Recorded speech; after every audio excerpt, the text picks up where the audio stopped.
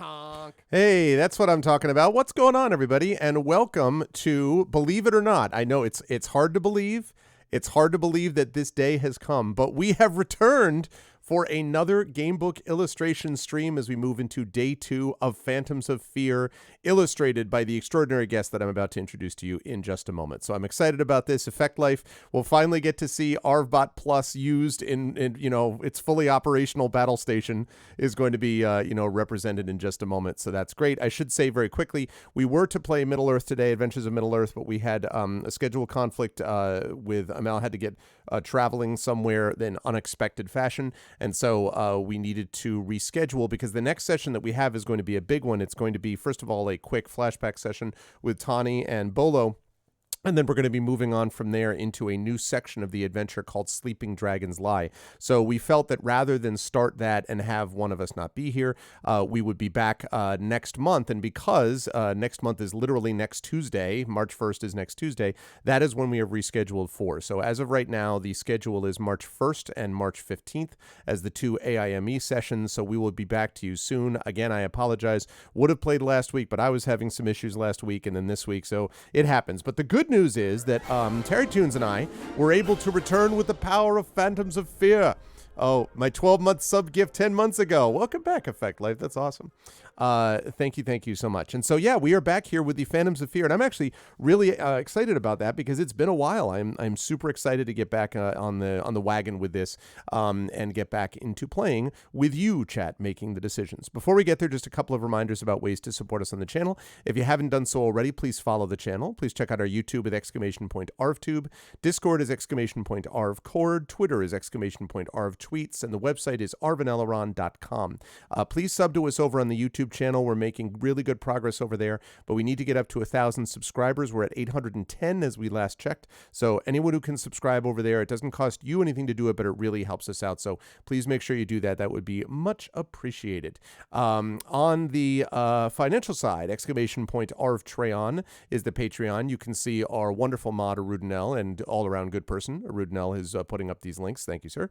So !ArvTreon is the Patreon, where you can support the channel, do the sort of financial backbone of the channel, which allows me to do things like app supplement, do new videos and overlays and supplement production of the channel in myriad and various ways, and also, of course, support my writing career. So all of that really helps. Plus, you can get cool individual stuff for yourself, like inspirations. I saw this note, James Intercasso, who's a good guy, very good designer and developer for D&D, was posting this thread about role-playing mechanics the other day and mentioned at one point, very good thread that I recommend everyone go read. I actually retweeted it.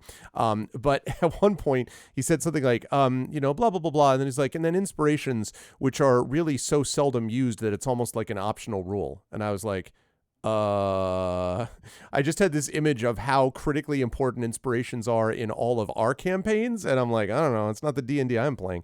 Inspirations get used all the time, and that's given to you, of course. Your ability to use them is through the power of the Patreon, and of course the subsystem. So please support the Patreon. Good stuff for you and the channel, both. I want to get that back over 200 and heading in the right direction again. I know. I was going to say that, Arudna. Well, I mean, like, I got his overall point, but I was just kind of like, that is not my experience. I'll tell you right now.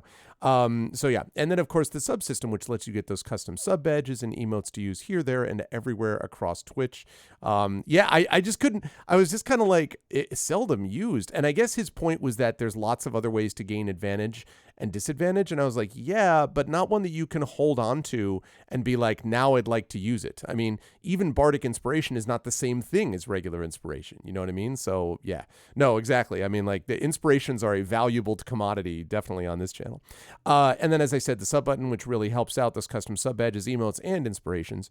And if you haven't already done so on the publishing side, supporting us by checking out my graphic novel Icarus from Athos Arts, exclamation point Icarus, exclamation point library from my tabletop, from my Tales and Tomes from the Forbidden Library, which is my 5e adventure and source book from Alligator Alley Entertainment. And both Alligator Alley and Athos will be involved in my Greyshade Kickstarter. Again, very exciting because Greyshade is going to be published on May 31st.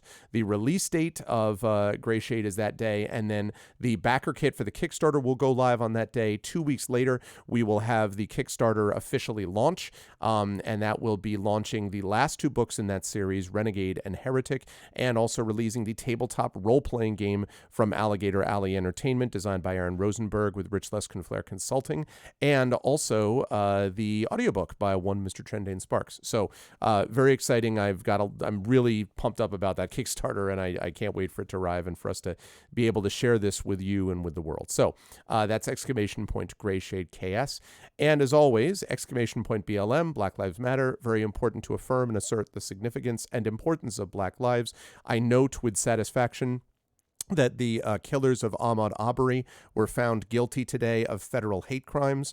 That is the second thing that they've been found guilty of, and good. Justice delayed is justice denied, and this should have happened before now. And it is obviously just a very small drop in a very large ocean, but it's a start, and anything that's a good start is something we should continue. So I was very glad to see that news. Exclamation point BLM and exclamation point Help Now, the World Health Organization page on suicide prevention.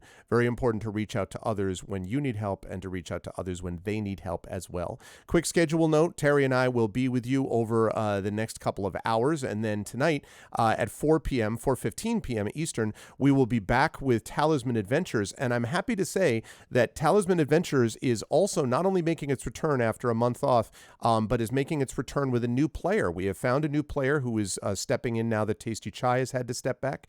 I am very, very excited, and that is happening this afternoon at 4:15 p.m. Eastern. You can meet the new player. We have a new intro video. I mean, it's similar, but we have replaced Tasty Chai's picture with the new person's picture. So we've got that, and we are starting a new adventure with them as well, with the Briar Rose, which is the next part of the campaign, sponsored by Pegasus Spiele. So very excited about that. That's going to be happening in a few hours. Also, hi, Triffity Mats. Hi, Dragon Spear. What do you mean start treaty? What? Please don't tell me something else has happened in the last 25 minutes since I've been prepping for this. But anyways, that's what we've got going on. We'll be off Wednesday and Thursday. Then we are back Friday with, I believe on Friday, we've got Golden Sun, I think he said, doubtfully. And then on Saturday, we've got the chosen game of the month. And speaking of that, we're closing down the final vote on this today. So please get in your vote now. We've actually had this up a little longer than we had originally planned, but that's fine. Right now, Lost in Random is leading 4-3 over Dragon Spear's beloved The Last Express. So definitely get your votes in right now. And I will close that down at the end of the session today. And that's what I'll be playing on Saturday. So you'll definitely want to check that out. Oh gosh, Dragon. Yeah, but just given the current circumstances, I'm like, it's kind of like shuddering about different stuff with that too. So with that said, that's what we've got going on. And I am very happy now that we have got someone back that is familiar to all of you. And so I have unmuted myself so that she knows we're ready to go. I have now unmuted her. And I am pleased to bring you over to our favorite homeowner who's been doing all of the things with home ownership. You'll be happy to know that Terry has built a whole new studio. Terry now has all the stuff that you could ever want. And Terry now has actually become a slumlord and is opening up other places, homes and stuff. So all of these things I'm saying are true. But of course, it is our beloved TariToons who is back with us in Gamebook Illustration Stream. Hi, Terry. How are you? How's life? And how's home ownership treating you? How's it feel? Hi, thanks for having me. How's home ownership? Tiresome in a way because lots to do and never done. So yes, yeah. I know that feel, but it's getting there. You said, I mean, it's slowly. There. Yeah, it's just like been like a lot, not just moving at the house. Also, my grandma sadly passed away a few weeks ago, and that Yeah, was I'm like a sorry whole about that. thing where like I had to like travel back and forth a bunch. But yeah, that's like all done now, hopefully. So yeah. Also, can you like properly crop the thing? I did. Like the, but like Properly further crop it. Okay, so you're gonna make me. Yeah. So here, let me see what I can do. See, the problem is that we had to rotate this, and so I have to like. Okay, well, let me see if I can do it. Like the main problem is that like you have like this weird frame dimension that doesn't match any of the paper sizes available outside of the US. So That's true. I guess I should figure out about getting the person who put this overlay together for me. I think was Cloud Kingdom, but I could look into getting a new one done. I suppose. That's certainly something I could do. Okay, I think that's so. That how's that? I have to wait for the stream to catch up. Let's see if that looks any better. Yes. Because that's pretty much the rule. That's what I have. Yes. I think that's good, right? That works. Yeah. Okay. No, I don't think it is. Is that A4? Didn't you say you switched? That is A4. It is A4. Okay. Like I switched from A5 to A4. Okay.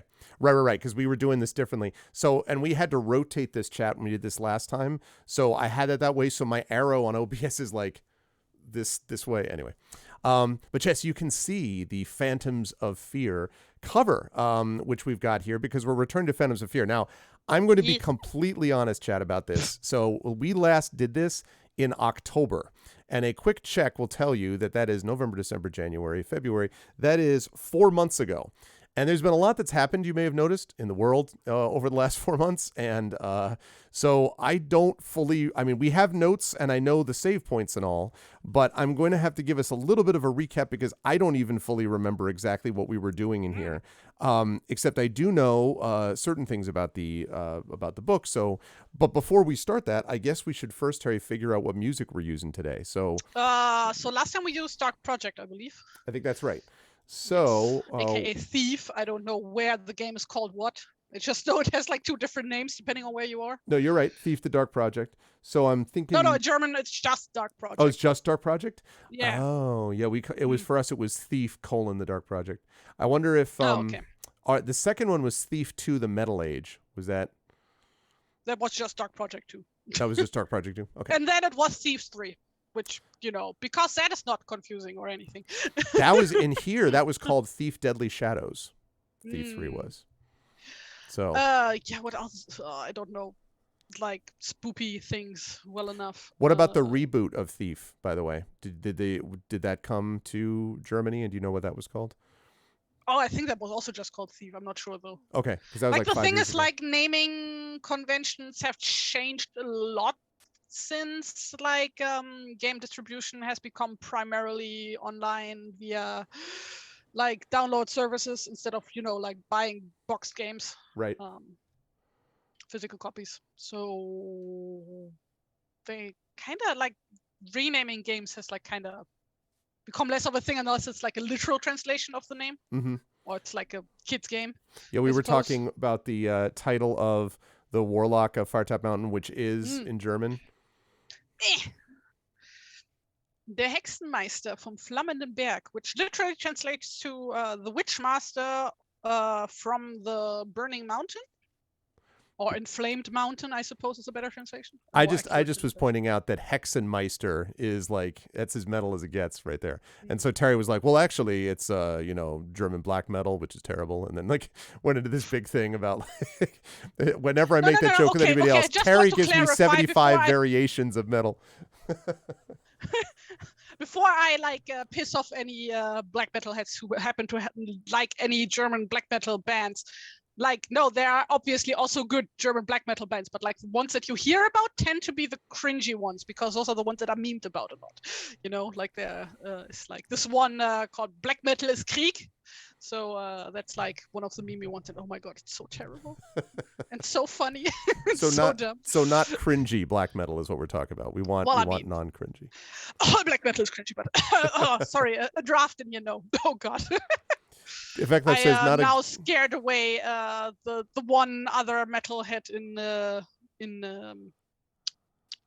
the vicinity, I suppose. Yes. Well, Effect Life points out, not a game. I do remember the German name for the movie Spider-Man Into the Spider-Verse is Spider-Man: A New Universe. So they used a different English title.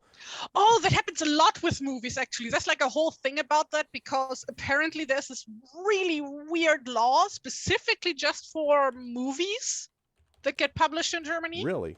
Where like either the title of the movie needs to be something that hasn't been taken yet. So like every name needs to be unique. Mm-hmm. Do you think any of us... Or it needs to be ultra generic. So like Okay. the weirdest thing is like when The Pick of Destiny was published in Germany, because like there was like this whole huge marketing campaign beforehand, right? Right. Before the German name of the title was announced. So like everybody here, well, everybody who happens to like Tenacious D, which is not a lot of people in Germany to be fair, but you know, still enough, we're also calling it The Pick of Destiny. But then when it came out, it was called Kings of Rock for some weird reason. I see. Does this have Like- anything to do with, I can't believe I've forgotten this name. Who's the world famous horrific director who's German? Oh, Uwe Boll. Yeah, is it Uwe Boll? Is that like, I assume he's responsible somehow for I this somehow. doubt it. I think that law has been around since before he was born, Okay. probably.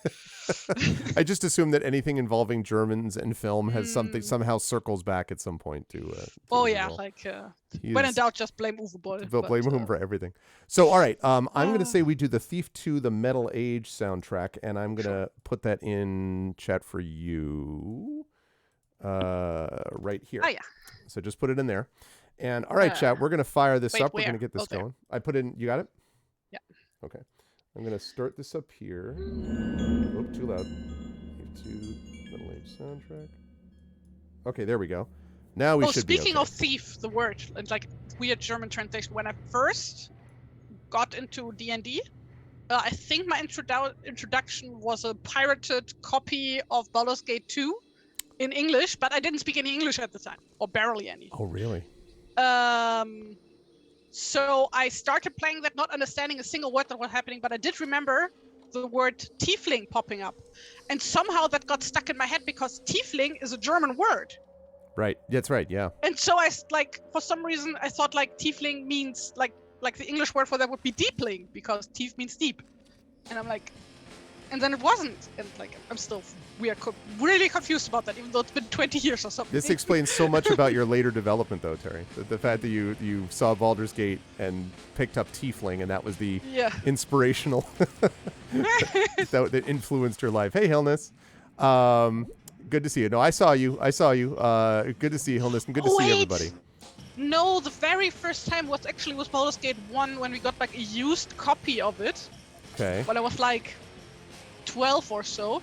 Like, you know, like back when it was like a billion discs in Right. one big box. Right. I have it. I have that very one.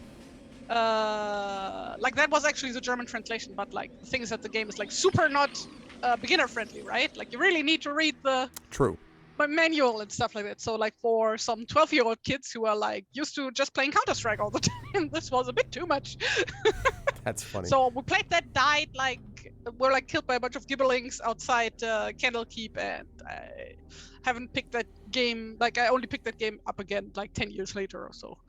It was it was that bear outside of the one inn early on that was like the Doom Bear that like was just at that level was just like, oh my God, the bear.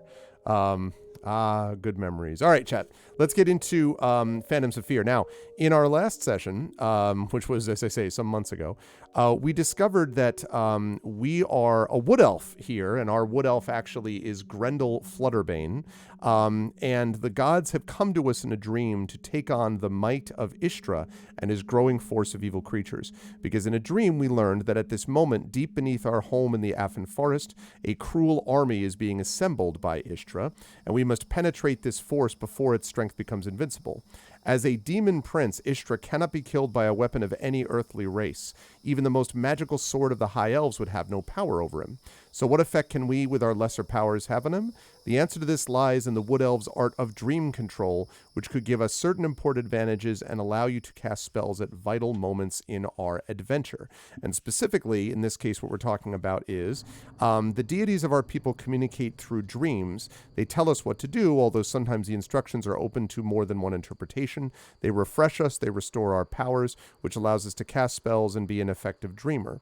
We know the art of active dreaming, so we can encounter situations which parallel, often in a bizarre fashion, the familiar everyday world. Dream roots and dream encounters are entirely governed by power, and you'll see that's a separate stat right here, power. It's currently 13 out of 14. And occasionally by luck. We have 9 out of 12 of those. There's even dream combat against illusory opponents at times as well. We also happen to have spells. Now, we are not a master magician. We have only half a dozen spells that we're able to use. And those are basically ones that are protect, which allow us to cast invisibility over the area surrounding us. Illusion, which lets us make anything, ourselves included, appear to be anything else within reason. Weaken, which reduces an opponent's stamina by 4 points. Levitation should be self-explanatory. Finding, which allows us to detect the presence of something like treasure or a secret passage or even a lurking enemy. And fire allows you to produce flames from our fingertips, which we can project to a small area or to create a barrier of fire or even just to keep ourselves warm. Every time we cast a spell, we reduce our power score by 1 point. All the spells at our command are only temporary, and we can use spells in battle only if it is feasible to do so. Other than that, this is pretty standard for fighting fantasy stuff. Skill is our attack skill and also our ability to do various dexterous feats like leaping over chasms and things like that. Stamina is our health, and we're currently sitting at 12 out of 18. So apparently we got into a fight, and apparently we got hurt when we did. And of course, we have 2 provisions, and provisions naturally allow us to restore our stamina. When we eat a meal's worth, we can restore up to 4 stamina points. And in addition to that, we also have a potion of fortune, which will, when we drink it, one use only, restore our luck to its initial level. So we were down to 9 out of 12 luck, and adds 1 to the overall luck. So we have a max of 12 right now, but if we took our potion of fortune, it would go up to 12 and increase it, so we'd have a total of 13 max going forward. So as we look at our hero, Grendel Flutterbane, 9 out of 10 skill, 12 out of 18 stamina, 9 out of 12 luck, 13 out of 14 power, and 2 provisions. And I wanted to ask before we got started, chat, if you want us to take one of those provisions so that we can go up to 16 out of 18 stamina before we get started. So how do we feel about that? What's chat's opinion about this? I'm not going to put that to like an ARVBot vote yet, but what do we think? Yes on eating the provision or not? Because remember, chat, you make the call in this session, so it is up to you in terms of what Grendel Flutterbane does, while Terry draws out your successes or failures. Just saying. Rudnell says food good. Oh, very cool, Well, Hilnis. food can be good. I tried for the billionth time earlier to make carbonara. Once again, I failed. Oh, carbonara is very good when it's made but I'm properly. fucking terrible at making it. Like, I've never Well, made listen. successful carbonara. And I don't know what I'm doing wrong. I'm too stupid for it. That's interesting. I don't know. Yeah. Let's see. Well, when you get it though, it's going to be so delicious when you actually I've achieve it. eaten plenty of carbonara that has been made properly, but The anticipation is awaiting. Okay, so Hilnis says food good, Runo food good. Also, that's cool, Hilnis. I love the little PS5 flex. You know what has been making me feel that way, Hilnis, about that is the imminent release of Gran Turismo 7, and I am all over that game. Like, I am straight up going to play that game right after it releases. I will not play it all the way. I will play a session of it, then I'll go back to Golden Sun. But after that, Gran Turismo 7 takes top priority because I have not played a Gran Turismo game in like 3-4 years, and that is among my favorite series because it's basically Car, the role-playing game. Like, it's super cool. And I have to decide if I want to get it for my PS4 or try to find a needle in a haystack known as a PS5 with the fortune that it costs. So we'll see. Is but there anyway, no PC release or? It's a PlayStation exclusive. And it's super stylish. Gran Turismo is so cool, but so I'm excited about it, but I probably will get it on PS4 because I just don't think it makes sense to spend that much money on a PS5 when, I don't have PS Plus. No, I have a regular PlayStation 4. Okay, so let's see. So Rudnell says food. Triffid says not that hungry. 2-1. So I'm going to say going once, going twice, Make sure you have promotional emails. I think I have. Well, I do have PlayStation Plus. Right. That's right. I was thinking you meant the Pro. I don't have a Pro, but yes, I do have PlayStation Plus. I will look into that. Okay, so we're going to have this provision, and we're going to restore our stamina. So we're up to 16 out of 18. And chat, here we go. Now, again, I don't know where we are in the game other than the save point. So we're just going to have to soldier on the best we possibly can because I do not know. I know we didn't get too far into it because there's a lot of introduction to this particular one. So, but I've actually got a really cool one for Terry to look at pretty soon, which is, let me see if I can actually pull the original book artwork. Love the original book artwork here as well. And that makes me even more excited to see what Terry does with it because obviously Terry's amazing work speaks for itself. Okay, images. What the hell did I draw for his clothes first time around? It's like wearing a weird side-slit dress type of thing. I wish I could tell you. I don't know. What was I going to say? Also, chat, is the music okay? Is it too loud or is it all right? As I try to pull up the...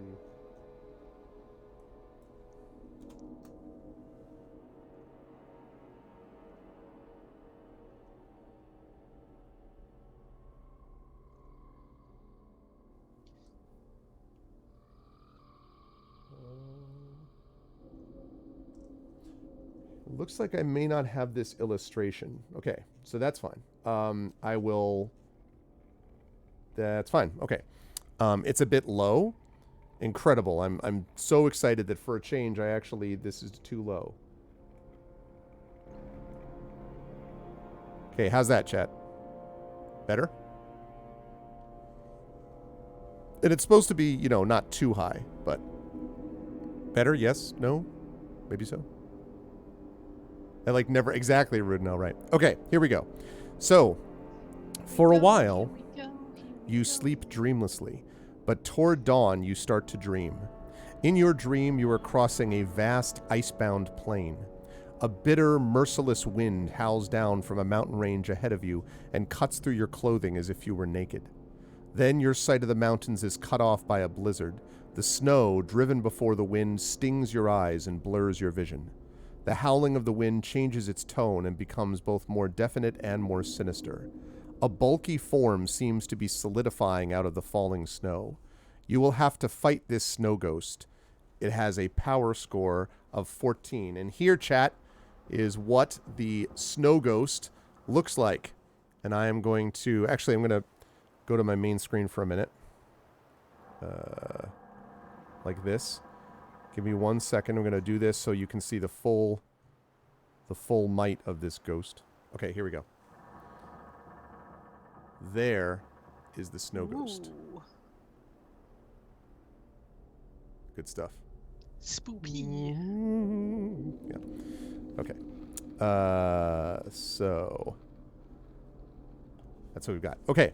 So, first of all, we roll 2 dice. And first of all, where the heck is my eraser? Once again, there. It is a power score of 14. So the deal is, if we roll 2 to 7, now this part is fairly sort of straight ahead. If you roll 2 to 7, the snow ghost reduces your power score by 2 points. If you roll 8 to 12, you reduce its power score by 2 points. And I think by a quick... Yeah, so actually he has a slightly better chance of beating us than we have of beating them. So we will have to do what we can. We have only a power score of 13 to his 14. But we will do what we can. So that's just Grandpa Fred at 4 a.m. looking for the fridge in the dark. So I need someone, please, to roll a die for chat for this one as we attempt to defeat this snow ghost. So who's on board to try to defeat this dude? Who's my die roller for today, chat? Terry, are you doing that? No, I have to draw. Oh, okay, right. So I just rarely get to use my actual physical die. So those are really cute. So look at those awesome physical. They are. You've got red, green, blue, white, black. No, it's not white. It's like a cream color. Ah. These are like the official obsidian die. Like oh, nice. Yeah. Like Death Nihilist on those. And here's a Fallout New Vegas die. Wait, where's the symbol? There. I see it. Very Yeah, cool. and stuff like that. Neverwinter Nights. Yep. And so on and so forth. There's one with Cartman from South Park from there. Oh my So god. it's a very colorful mix That of... is quite. I was going to say it's quite a mixture. So Rudnell's not rolling my dice. I got them out of jail once they infected everyone's d20s. All right. Well, so can I have someone else who is willing to roll dice? One of chat must do this. I feel like Elrond in Fellowship of the Ring film. The ring must be taken to the fire and cast back into the cracks of doom whereupon it was made. One of you must do this. And then there's just dead silence. No, you misremember that scene. It's actually the seven dwarfs running into Gandalf, and Gandalf is like, hey, you have to throw the ring into the fire. Dwarf's like, what ring? We don't have a ring. Well, what do you have? We have Snow White. Yeah, okay, then go toss Snow White into the fire. This is like the That is from a German movie. This is like Doctor Who. I loved R2D2 in that X-wing. Yeah, I loved R2D2 in the Enterprise in that movie. Yeah, that's basically what that is. Well, like there's like this German movie or like series of movies, I suppose, called basically translated to The Seven Dwarfs, which is like a spoof on like all things fairy tales and fantasy and whatnot. And like Gandalf also shows up in that one. Because why not? So it looks like so I guess Hillness will do this first one, but then yeah, Garlic Tofu, you're perfectly capable of doing this. And Triffity Matt certainly could as well. There's no pressure. It's not like the entire weight of the fate of the Wood Elves and the rest of the world relies on you. It's fine. So you're going to just roll 2 dice, Hillness, and you're going to try to roll an 8 to 12. If you roll a 2 to 7, the Snow Ghost reduces our power. If we roll an 8 to 12, we reduce its power. This is what dream combat is like. It's a dream. It was a dream. Where's Terminator? No, not a D20. 2 6-sided dice. Well, Trent is hosting, I saw. So. Yes, Trent was here. Actually, if our gamebook illustration had fallen through, Trent was going to do the No Man's Sky co-op stuff that we sometimes do together. So, D6. 2 D6s, Hillness. Please. Like, we are going to do a Baldur's Gate 3 co-op, right? Once that comes out, right? I'm not crazy about what I've seen of Baldur's Gate 3. That's not the point. Never mind that. Or do you mean it's like not family friendly? Well, there's that. I just don't. I don't. It's 2 reasons. I don't love Larian stuff. I'm not saying it's bad. I'm just saying it just doesn't. It never hits right for me. And 2, I don't like super gross, and like the entire mind flayer, consume your brain stuff is just ugh. This is very much not my jam. So I'm afraid not. And that and the fact that it really is honestly Divinity Original Sin 3, not Baldur's Gate 3. Honestly. I mean, if we're being clear about what they have. But I wish they had given it to Obsidian. I think that would have been a better call. But oh man, can you imagine? That would have been so great to me, but like what I would have loved to see would be like an Obsidian and Beamdog like I see it, Hillness up. joint venture. Yeah. And them using the Divinity engine, right? Right. Like, that's what I'd been hoping since like basically the enhanced editions were like totally agree. And I think Beamdog does good work. I know they get a lot of crap, but I think that they do good work and completely undeservedly. Yeah, but let's not get into that right now. I Otherwise agree. I'm gonna go on a 5-hour rant and scream. So and probably murder somebody. No, I agree with you, and that's what I would have preferred. But I mean, listen, Larian's a quality company. I don't know. Anyway, okay, so Hillness roll starts out with the big 9, and that means that the ghost loses 2 points as we strike it firmly. All right, Hillness. Roll number 2. Can we keep it up against this snow ghost? This ghost must be defeated. Next up, versus the snow ghost. Once again, I'm not gonna do inking, but instead do colors. Okay. It's like the downside. Like I can do both, but then I will get 1 drawing per stream done. So. Right. And I figured. This is us, right? That you're putting. This is that you're doing right now. Yes, that is Grendel. Cool. Okay, 7. So that means that we lose 2 power. So we are now down to 11. Okay. Next up. Okay, sounds good, Garlic Tofu. If Hilness at some point I think said he might have to leave, at which point you can sub in at that point. Okay, so 12 for the Snow Ghost, 11 for us. Let's keep it up. Roll that 8. Roll that 8.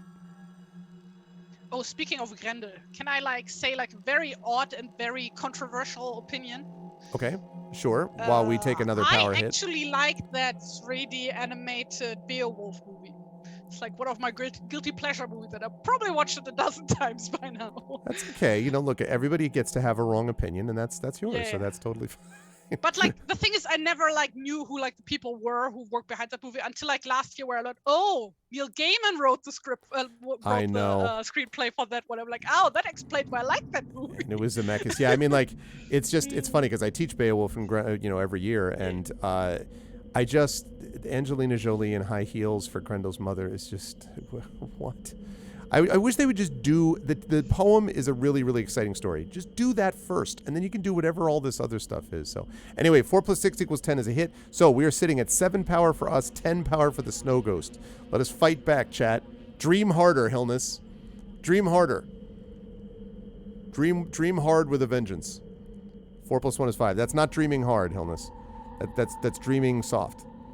Notice, thanks to Effect Life's work, we now have our power is now in the yellow range because of our cool new graphical effect. So now we're only 5 out of 14. Okay, next roll. Now the good news is we're not going to die if this happens. This is just happening in the dream world. But how do you even fight? I mean, you just, I guess, punch the. You wield a club. The ghost. We're just trying to club the ghost with. It says we have a club, so we're trying to club this ghost. Okay, we lose 2 more. Did you not play Pokemon? You should know that punching ghost does not work. That's true. It is immune. It had no effect. Yeah. Yes. This had no effect life. Oh, nice. I see what you did there. Hilness started out well, and since then we have lost every round. No, that's not true. We've won 2 rounds and lost a bunch. Okay, we're down to 1 power. Come on, we need to roll off 5 rolls in a row. You could do it, Hilness. Just rewatched 13th Warrior. Yes, underrated film. Underrated I have film. them on a DVD actually, and the DVD doesn't work anymore. Oh, really? Yeah, I like 13th Yeah, Warrior. it's older DVDs, even if they're not scratched up, they sometimes just stop working. Yes, because the surface degrades sometimes too. Like the even though it doesn't look it, the surface degrades. Yeah. 1 + 2 = 3. Okay, so we got annihilated by the Snow Ghost is what happened. Okay, so let's see what happens after we are And annihilated. here, fun fact, the 13th Warrior, despite being a straight-up fantasy movie, is more historically correct than the History Channel Viking series. Yes, that's actually, I remember reading something about that. So, howling horribly, the Snow Ghost pummels you to the ground with frozen fists. You wake up with a start, sit up and crack your head on a thick root of the tree which is sheltering you, lose 1 stamina point. However, we can restore our power score to what it was before the illusory combat took place. Interesting. Okay. So we're back up to 13 out of 14. Okay. Clearly we were not meant to win that fight then. You rest a while and then prepare to set off again when the half-light of dawn is yielded to full daylight. But just as you were getting to your feet, and I quote, Terry, the Weevil Man, in whose tree root home you spent the night, returns from his nighttime foraging.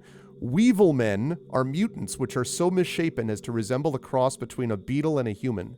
They have tough natural armor on their backs and tend to drop onto all 4s to protect themselves. They were driven long ago from civilized society and banished to the hidden places of the world, such as deep and Affin Forest. As survivors in the hard world of Titan, they are far from cowardly fighters. This one drops his pack and hurls himself at you, wielding a hatchet. Well, crap.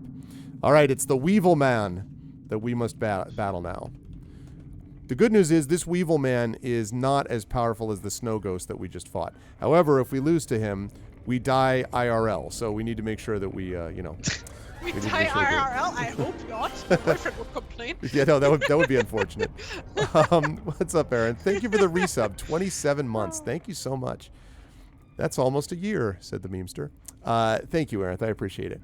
Okay, folks. So we've got the Weevil Man. Hilness, do you want to continue your work here? Now that we've entered the real world, now maybe your dice will turn around. So the way this works here is very simple.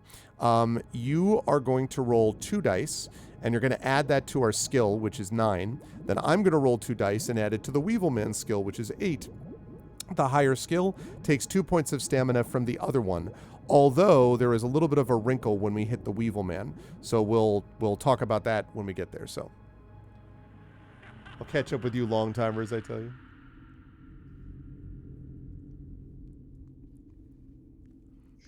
All right, let's do it up. Are we, you could do it, Hillness. I have faith. I believe. This is the redemption arc. This is the Hillness redemption arc right here. It begins here. The Hillness redemption story begins with one single roll.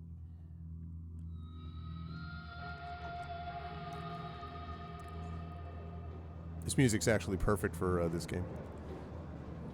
Yeah. Hillness. Hillness. Hillness. So just 2 dice, Hillness. High as you can roll. And this time I'm rolling the other side, so. Waits for it. Waits for the roll. What's up, Lost Rivers? Why didn't Weevil Men catch on? I know, right? Like, you could have had a whole spin-off series, Weevil Men. Hey, what's up, Thomas Shisaka? Hey, character looks amazing. 12K raised for boost this stream. Yeah, let's see if we can boost it. That would be really great if we could do that over the next hour to hour and a half or so. The modifier is 9, so that means that we've got a 20. So he needs to roll a 12 just to catch up, and he doesn't do it. He ends up with a 7. So that's not going to work. So he loses 2 points of stamina. Good work. Oh, wait, actually, I forgot. When that happens, I have to roll 1 extra die. Because if I roll a 1 to 3, then he takes the blow on his armor and sustains only 1 point of stamina loss. But he did not roll that, so he goes down to 9 stamina. All right, next round, Hillness. You're enjoying your first ever campaign, went with Monk Way of the Kensai. Nice, nice. Good stuff. Monks are good. Big fan of monks. Okay, let's keep it up, Hillness. Next roll as we try to defeat this evil Weevil Man. This Weevil Man, if you will. I'll be here all the week. Beyond Good and Weevil. Oh. Weevil Dead 2. The Weeveling. The Weeveling. Oh, man. 9 plus 1 plus 2 equals 12. Wait, what? What do you mean 9 plus 1 plus 2? I am confused. Oh, speaking of, like, hardcore punnery. So, I'm sorry, one sec, Terry. Yeah. 9 plus 1. Oh, you're saying 9 was that. Okay, so you rolled the 2 dice. You have a 12. Okay, so he needs a 4 to tie, a 5 to beat. He gets a... Whoops. How about I do 2 dice, please?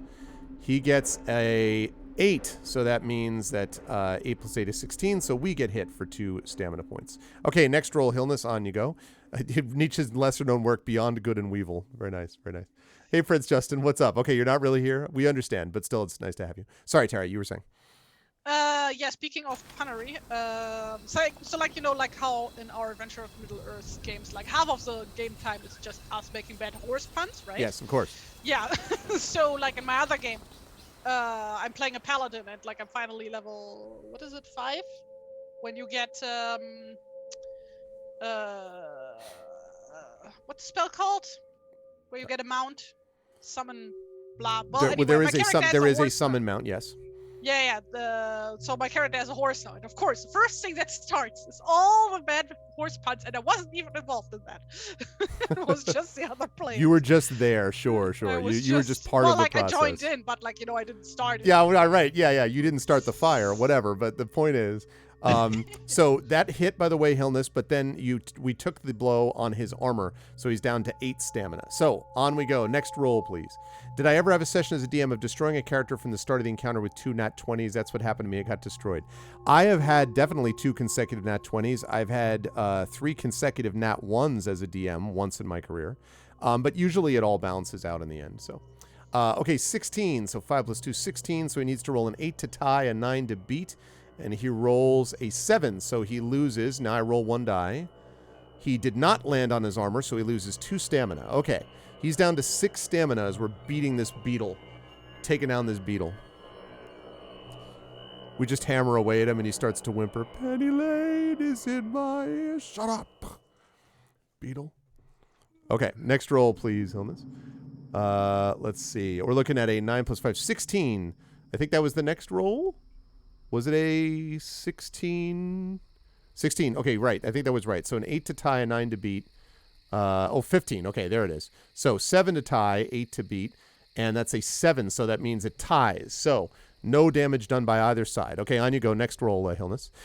This, Thomas Shisaka, is our live gamebook illustration streams where we go through different gamebooks. Right now, we're back onto the Fighting Fantasy Gamebook series, Phantoms of Fear. We go through, chat makes the decisions and votes on them. And in the meantime, TariToons, the incredibly talented TariToons, is illustrating live various events that happen in the books. We've been doing this for many, many game books over many years, and it's fun and awesome, and I'm really glad we're doing it again. For many years, for how long have we been? Wait a second. It's got to be like... Well, let me look it up, because I have like all 5? my picture folders like with the dates Yeah, on them. it's got to be at least 5, right? I think. I need to It's check. true, Rudnell. Okay, 17. Okay, that clearly doesn't... so he does not succeed against a 17, and unfortunately it lands off his armor. So we hit him again. He's down to 5 stamina. Awesome, and the art is outstanding. Jesus Christ, we've been playing since 2017. Are you kidding Yeah, me? 5 years. What? That's what I thought it was like 5 What? years. Yeah. 5 years? 5 years, yeah. Time goes. Time goes, man. 18. Where does it go, though? Yeah, well, goes right Where to are the we going? right to the gray in my beard, you know. Okay, 13. So once again, Hillness doing far better in this one.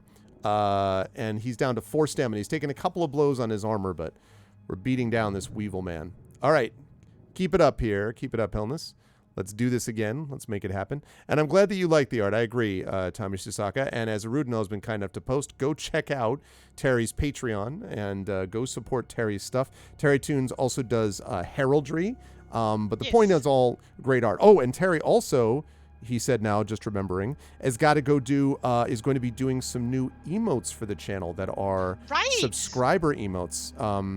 And yeah, I need to ask you about doing that, Terry. Basically using Fifi for more of these subscriber emotes. I don't have any like immediate brilliant ideas, but if you have thoughts, I'd love to know. We will talk about We'll talk, that. yeah.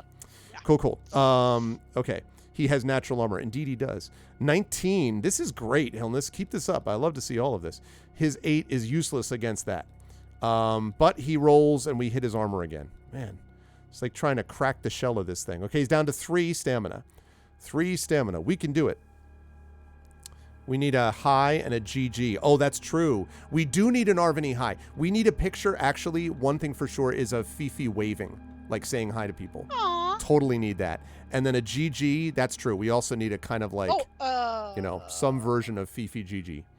If that isn't the budget, because I can do a little bit of animation, I could make like one of those. For subscriber when emotes people and like, stuff? yeah, exactly.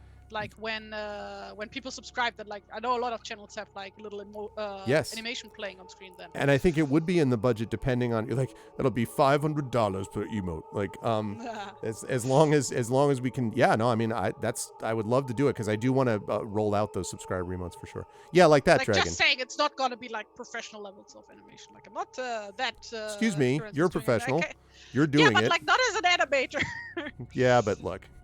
Okay, 7, 15, 16, so that means we did hit. And again, their armor protected them. Man, this beetle. I like to think they're on the ground and we're just wailing away at them. Okay, they're down to 2 stamina, so keep it on up, keep it on up. I did not know there was an animated Helmo Rudnell, but that's very funny.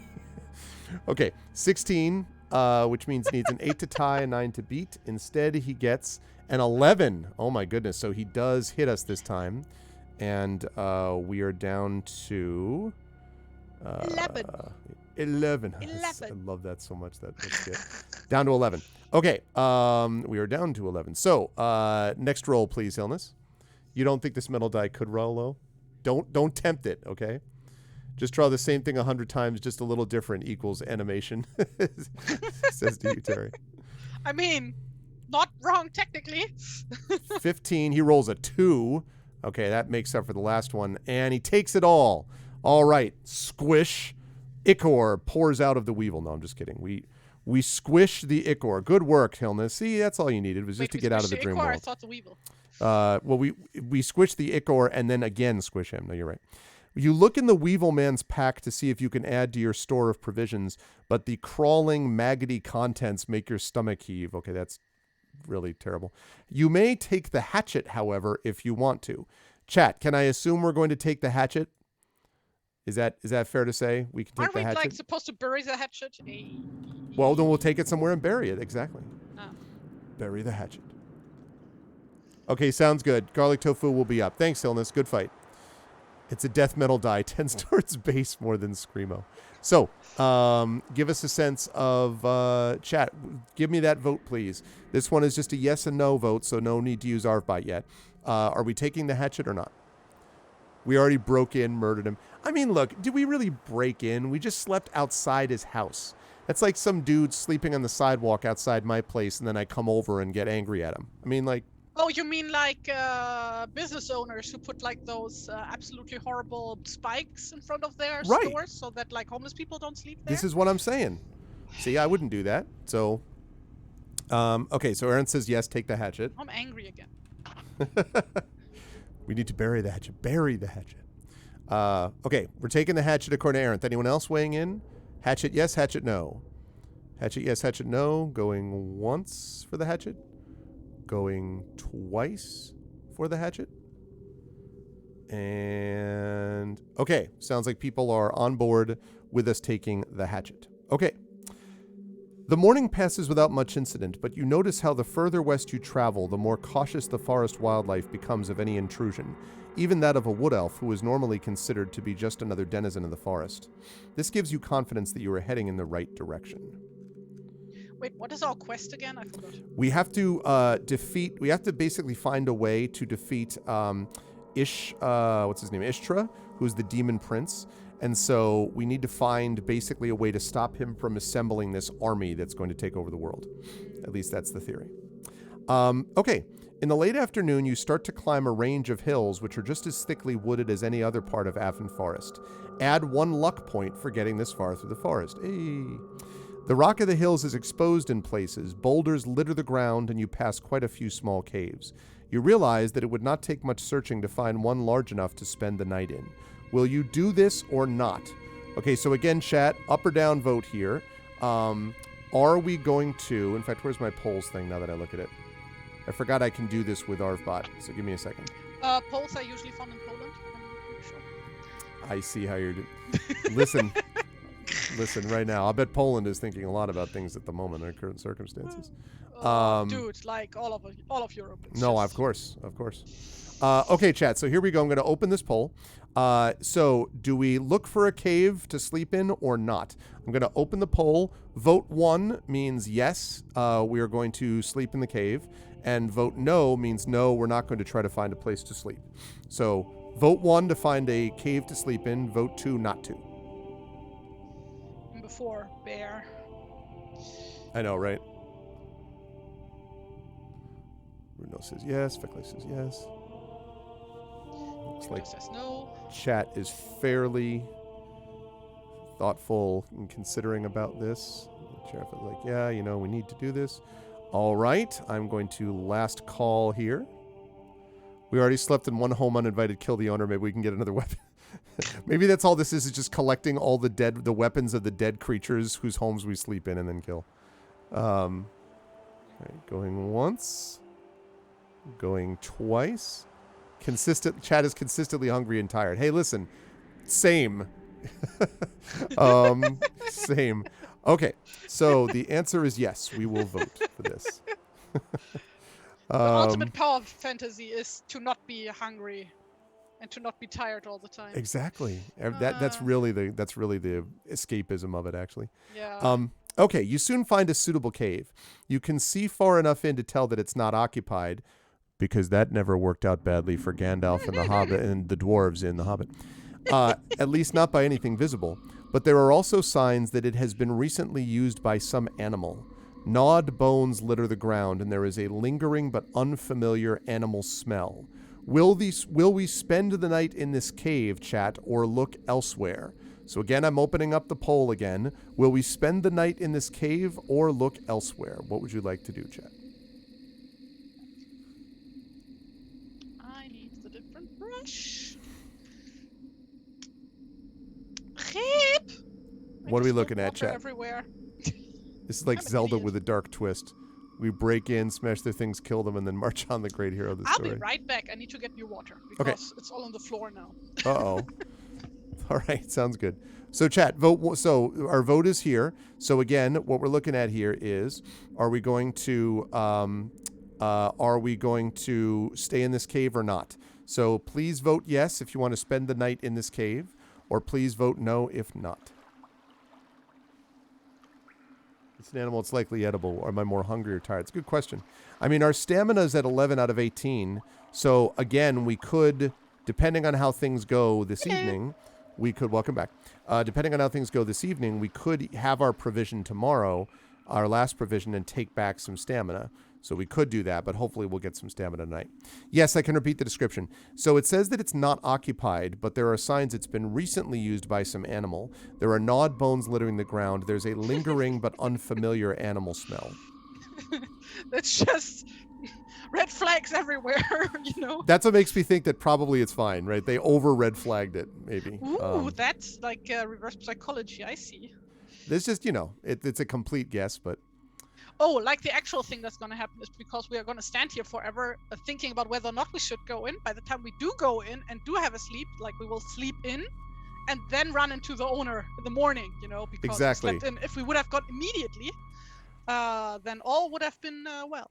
And you know what it'll be, right? It's instead of Weevil Man, it's Weevil Mom. So now Weevil Mom is going to get her vengeance for Weevil Man. That's how this works. Why did I imagine this not as mom as in mother, but mom as in ma'am, like madam? Like some kind of bizarre weevil like geisha or something, just wandering into the cave. Oh no, I imagine basically the queen of the UK dressed up. That kind dressed of like a weevil dressed up yeah. Let me tell you, Terry, when you said madam, my mind went to a totally different place, and I was a little troubled by a weevil. Why would you think of a geisha when you say? Because you said madam. No. So when you say a madam, you normally think of that as associated here with the head of a brothel, right? So it's not when you say madam or ma'am, but when you say a madam, that's what it means. Okay, that's weird on multiple levels because geishas are not prostitutes. I know that. Very distinctly not prostitutes. I know. But when you say madam, you just start thinking of anyway. Okay, last call on this chat. Demonetized because I said the bad demonetized. Yeah, exactly. All of a sudden, it'll be fine. Okay, so last call, going once, going twice. All right, we're gonna stay in the clearly not animal-driven cave. Okay. You gather some logs and uproot several bushes to make a screen across the mouth of the cave. This won't fool the cave's occupant if it returns, but it will give you advance warning of its return since it would make a noise while removing the screen. You do not sleep well since you're constantly half expecting to hear the animal coming back, but it doesn't. Only one brief vision deepens your otherwise shallow sleep, but it is a dream of great and awesome beauty. You see yourself standing in the center of a ring formed by 6 pools, which you know instinctively are bottomless. 2 of the pools are filled with liquid fire, which continually changes shape and color and seems to form recognizable images, but they are gone before you can identify them, and a new image has taken the place of the other, forever lost. 2 of the pools are filled with water. In your dream, you look into one of these pools and know that the water is burning cold, although it does not freeze over. You see reflected in the pool a dark star-studded night sky, but these are not the familiar constellations which circle Titan. The last 2 pools, arranged opposite each other as the other pairs are too, are funnels for mighty winds. One pool is exhaling and the other inhaling, as if they were the breath of the world, and the strength of their blast would either suck you into the fathomless depths or blow you into the heavens. Gain 2 power points. Hey, back up to full power. All right. I've got the power. Okay. In the morning when you wake up, you tear away the screen from the mouth of the cave. Dawn light floods in from the sun, which has risen just over the tops of the trees in the forest plain below. You can now see more of the cave than you could last night, and you realize that it goes deeper into the mountain than you had thought. At the back of the cave, screened by a boulder, a narrow tunnel winds away into darkness. It is so narrow that you would have to wriggle through, pushing your backpack and sword in front of you. You can feel no draft issuing from the tunnel, nor is there any other indication that it might lead anywhere. Will you explore the tunnel or continue up the hillside? All right, chat, another yes or no answer. Will we explore the tunnel? That's choice 1, vote 1. Or continue up the hillside is vote 2.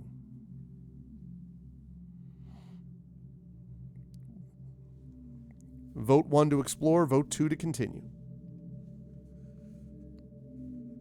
Call now to get this beautiful novelty lighter for free. How much would you pay? But wait, there's more.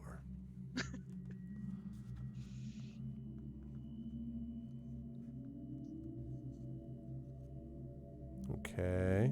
It's been so long since you saw actual pens. I actually do a decent amount of it because I do sometimes original side comments in pen, although I do the last one now using the power of voice recognition software.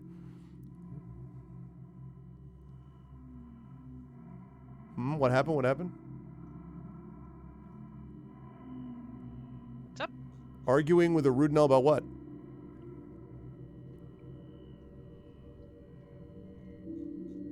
Oh. The tunnel or the hill. Oh, I see. I think that, listen, everyone's not necessarily right about this. Who knows? Wait, right about what?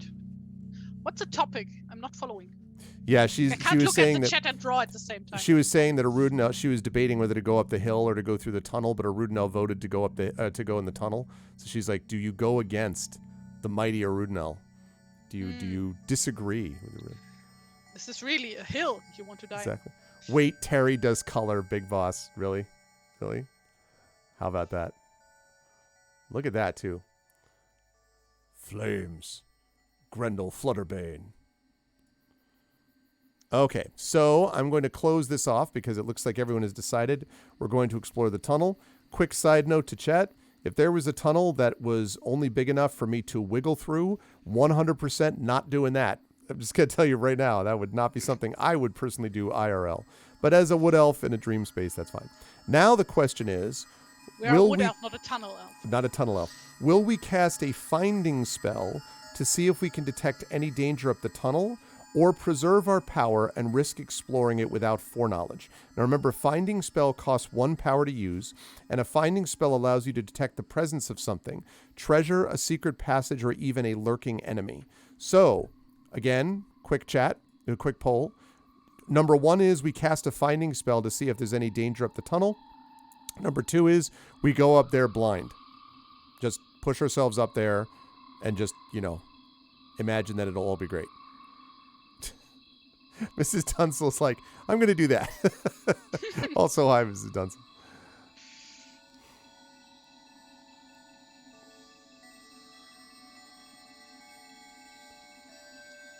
I love doing watercolors.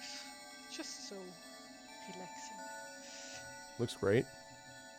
Some happy little trees. I love that. I love the orange, the nuance of the orange in the flame. Thank you. Wow, Chad has got 4 votes for not casting a finding spell, 4 votes for Dan the Torpedoes, and 3 votes for caution. Speaking of orange, this needs more orange. Also, hi TNS Mephisto, good to see you. Sorry, I live in the Netherlands now, so I have to act like a Dutch person.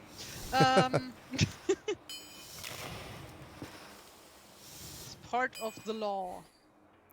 An author acquaintance of mine who's an American expat, Annie Belay, now lives in the Netherlands as well. Ooh. I mean, I'm sure there are many, but just happens to be someone I know. Let's see. Okay, so looks like right now I'm going to do last call on this. So we have 3 votes in favor of going up the tunnel and 4 votes for going up the tunnel with this. I should say 3 votes for casting the spell to see if there's any danger up the tunnel, and 4 votes for just like, nah, the hell with it, just do it. Those are what we're looking at.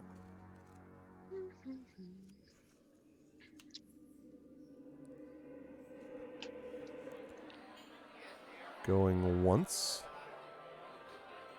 Going twice. All right. And so we will go up with no knowledge at all. Just going to push ourselves forward, hope for the best. Time to YOLO. You wriggle along the tunnel, hoping that nothing dangerous will pursue you or come to greet you in these cramped conditions where fighting would be next to impossible. In fact, however, before long the tunnel widens and allows you to proceed on hands and knees. At the same time, you can begin to make out a dim glow from ahead. Will you carry on or return to the cave and walk up the outside of the hill? All right, chat, one more time this poll. Will you carry on, my wayward son? Hey! Great minds and all that. Will you carry on towards the glow, or will you return to the cave? Carry on, my wayward son. There'll be peace. You know what my when you introduction to that song was? Because it's like not exactly well known where I'm from. Okay. Rocksmith, actually, the game. I can see my brother that. was playing that. Yep. And like I was like, hey, can I also play? I was like, yeah, here, have a bass. Absolutely. Boom, boom, boom, boom. Yeah, there'll be loot when we are done. Oh, nice. Okay, I think I'm going to last call this, but it looks to me like chat has already issued summary judgment on this. Carry on, my fayward son. Ooh, nice. Carry on, my fayward. Yes, what's up, Echo? Yes, Talisman Adventures tonight with a new player. Actually, new player has joined. New player, a wild player has appeared. The drawing is done, by the way. Oh wait, one small thing. Okay, hold on. I don't want to introduce the drawing if it's. Okay, sounds good, Echo. I will see you over there. Okay, so we are heading onwards to this. Let's see what we find. Let me know when it's good. No, it is done. Oh, it is done. Okay. Awesome. So that is Grendel Flutterbane, who is ready for action, has got a flame, is sort of half. Now, is that behind supposed to be sunlight, or is it the flame reflected that's just light of the flame? Okay. Very cool. Very, very awesome. Dramatic lighting. Yes, let's boost this stream, folks. If you have any channel points, let's do more of that. And that looks awesome, Terry, as always. So I'm gonna do the snow ghost. I thought you might do the snow ghost. That sounded like it might be a good possibility. Can you like very quickly show me that again? Like, I can indeed. Just a face in the wind, basically. But all we are is face in the wind. Snow ghost. Okay, here we go. Look at this big face. Take a gander there. Okay. Oh, he has a mustache. Does he? Yeah. I guess sort Looks of. like a mustache. I think he's just got sort of wide kind of. Oh, there's also hands. Huh? Yes. Yes. My favorite part of that is the eyes, I think. Yes. Of that one, but very cool. The snow ghost. So, whoops, that's not what I need. I need this. Okay. All right. So, where was I? Yes, the tunnel continues fairly straight westward into the hillside. After another few minutes, the source of the glow becomes clear when you find yourself... Yeah, you should be able to do mobile boosting TNS, I think. Someone in chat can tell you, but I'm pretty sure you can. I think you can do it from the mobile app now, I thought. But I'm not 100% sure, but I thought so. I thought they added that. Good portion of your energy looks like that. Say again. It's a Snorlax. It's a Snorlax. Ah. They're coming fast and furious. Just I want you to know that this is the same person who said 10 minutes ago that she wasn't responsible for the horse puns in this game that she was playing. I just want you to know that was the claim from this person. So I'm just saying. Zarenthius with the Prime sub. Thank you, Zarenthius. Welcome in. Thank you so much for the sub. I appreciate it. And yes, after another few minutes, the source of the glow becomes clear when you find yourself gazing down into a natural cavern, which is lit by the eerie phosphorescent glow emitted by lichen clinging to the walls and roof. Some rocks and stones are scattered on the ground.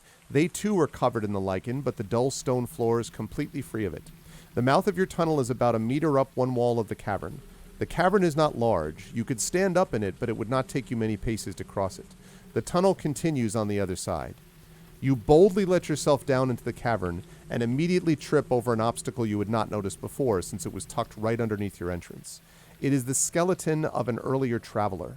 The tattered remnants of clothing cling to the bones, and to judge by the contorted position of the body, this person died in some pain. One bony arm is flung out on the ground, and the hand is trapped beneath a fair-sized boulder. Will you examine the corpse or not? So I will clear this. And there you go, chat. If you vote 1, you will examine the corpse. If you vote no 2, it means you don't want to examine the corpse.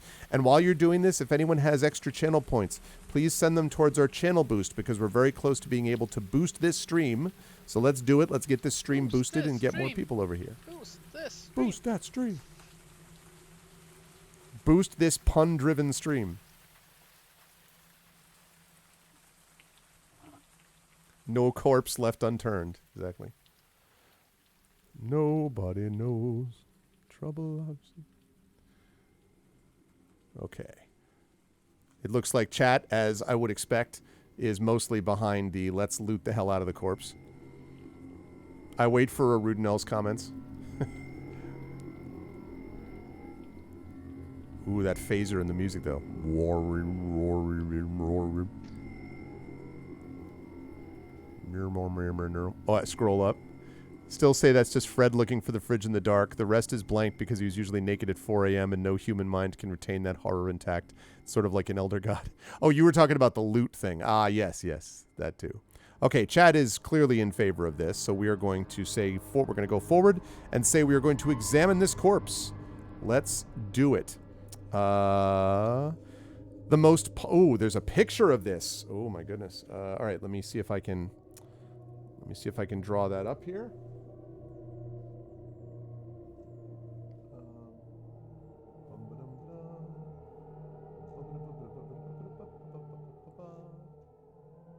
Just looking to see if I have something I can put on stream.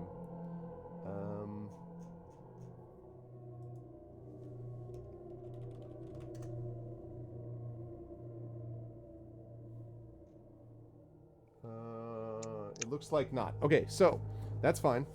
So what we're going to do here is I'm going to show this to you again, chat.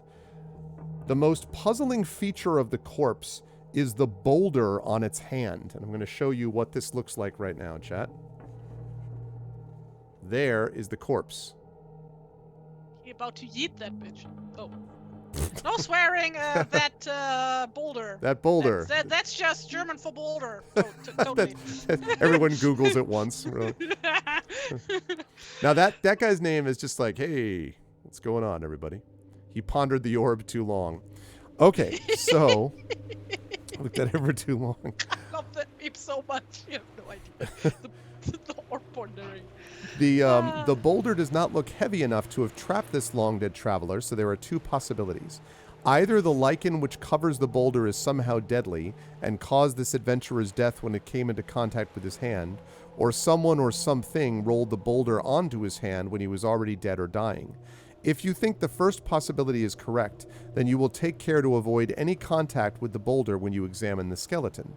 If you think the second possibility is correct, then the reasons for covering the adventurer's hand with the rock are very odd indeed and might be worth discovering by rolling the boulder off the hand. So, will we avoid contact with the boulder, chat? Or will we not avoid contact with the boulder? Only you can decide. Vote 1 to avoid contact with the boulder. Vote 2 to boulder it up. Vote 2 to be bold about the boulder. It's Big Boss. It's a small rock that is that was a large rock. I don't know if anyone ever saw that. Conflicted about hitting a little girl. Exactly. Did you ever see that Twitter picture? I forget what it was, like Pennsylvania State Police, and they posted this thing saying travelers on whatever this highway should be careful of this small boulder which is rolled on becoming a large boulder. It was like, is it a large boulder then? It's like a small boulder that looks like a large boulder. I'm like, that would be a large boulder. Became a... No, I have not, no. It was funny. It was... I wonder if I have like, have the wording of it somewhere. Small boulder, large.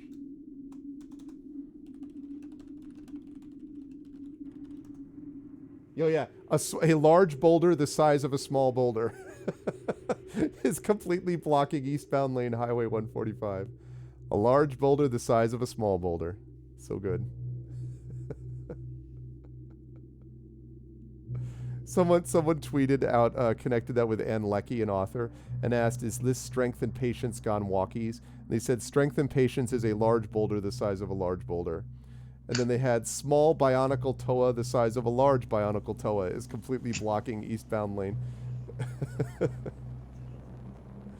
Man, I remember Bionicle. Those were the good old days. A large boulder the size of a small boulder. Yep. Okay, last call. Chad is not 100% sure about this. Chad is kind of back and forth about this, but is leaning towards rolling the boulder off the hand. We will see. Last call, chat. Last call. Get in your votes now.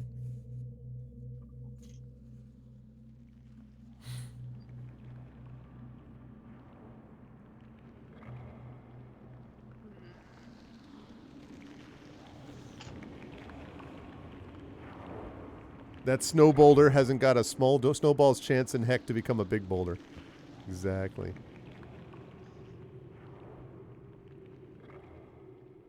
Nerds can't even the rock better. Okay. All right, and here we go. Okay, chat, you've decided. You're responsible for this. Okay. You gingerly push away the boulder with your feet so that no lichen touches any bare skin. As soon as the rock clears the hand, all the light from the lichen around the cavern seems to converge on a ring the skeleton is wearing on that hand. The light then flashes from the ring to a green stone, which is hanging on a pendant around the skeleton's neck. You had not noticed this before, since it is hanging inside the skeleton's ribcage, and you were intent on the rock. To your horror, the skeleton jumps to its feet. It immediately starts to wield the light from its ring as a weapon. Every time you lose an attack round, you have been burned by the ring's icy cold flame. This skeleton spirit is skill 8, stamina 6. Darn it, chat. Now we are battling a skeleton spirit. Okay.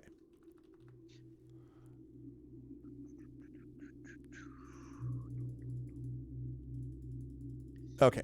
Skeleton spirit. All right, chat. So, I need someone, I believe it's Garlic Tofu volunteered for this, to do the dice rolling for us. So, if you would, Garlic, 2 dice, please. 2 six-sided dice. And if you can roll those together, we're going to add that to 9, our skill. It's both. That's the problem, TNS. It's more than a skeleton or a ghost. It's a skeleton and a ghost. Yeah, we've got the skeleton spirit right where we want it. In front of us. Skeleton man, skeleton man. We've defeated Weevil Men, but can we defeat Skeleton Man? Man. 5 and 5. Good start. 19. Okay, he will need an 11 to beat. 11 to tie, a 12 to beat. He gets a 10. Not enough, skeleton spirit that can't even decide what it is. Smack. What did the 5 fingers say to the skeleton face? Okay. That is 4 stamina. Down to 4 stamina. Roll again, please, for the second roll. It's a Ghouleton. Yeah. It's a Skella Wraith. It's just like Gennaro Undead, you know, where they're just like, it's all things. It's a Wraith Ghoul. I'm not going to believe you. I might believe you.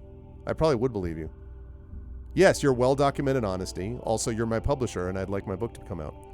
6 and 6. Double 6s. The 12. The mighty strike. We are cooking with gas, people. 21. Okay, it needs a 13 to tie. Didn't get it on 2 dice. Okay, so it's down to 2 stamina. One more strike like that, and this skeleton spirit goes back to the Bone Age. That's right. I said it. Say it again. If this stream wasn't supposed to be family friendly, that would be interpreted very differently. I know. Might you know, I add. I was making it. My daughter had made up this whole new world of stuff and was looking for like shopping mall equivalents for a fantasy world. So I came up with one that I thought was really clever, Cold Bone Creamery. And then I took 3 seconds and I was like, yeah, that's not. I didn't. That's not what I meant. I was just making the pun. I didn't think of the rest of, you know. Wait, yeah, it was an error, Rudnell. I made an error in judgment. I didn't know. I was just thinking of the. You see what happens. You change 2. You take away 2 letters and add 1, and all of a sudden it becomes something really bad. All right. Wait, what's the pun on though? Well, the store is called Cold Stone Creamery. It's an ice cream store in the United States. It's a chain. I see. So I was like, haha, Cold Bone Creamery. And then someone was like, what? I was like, oh, never mind. I didn't say that.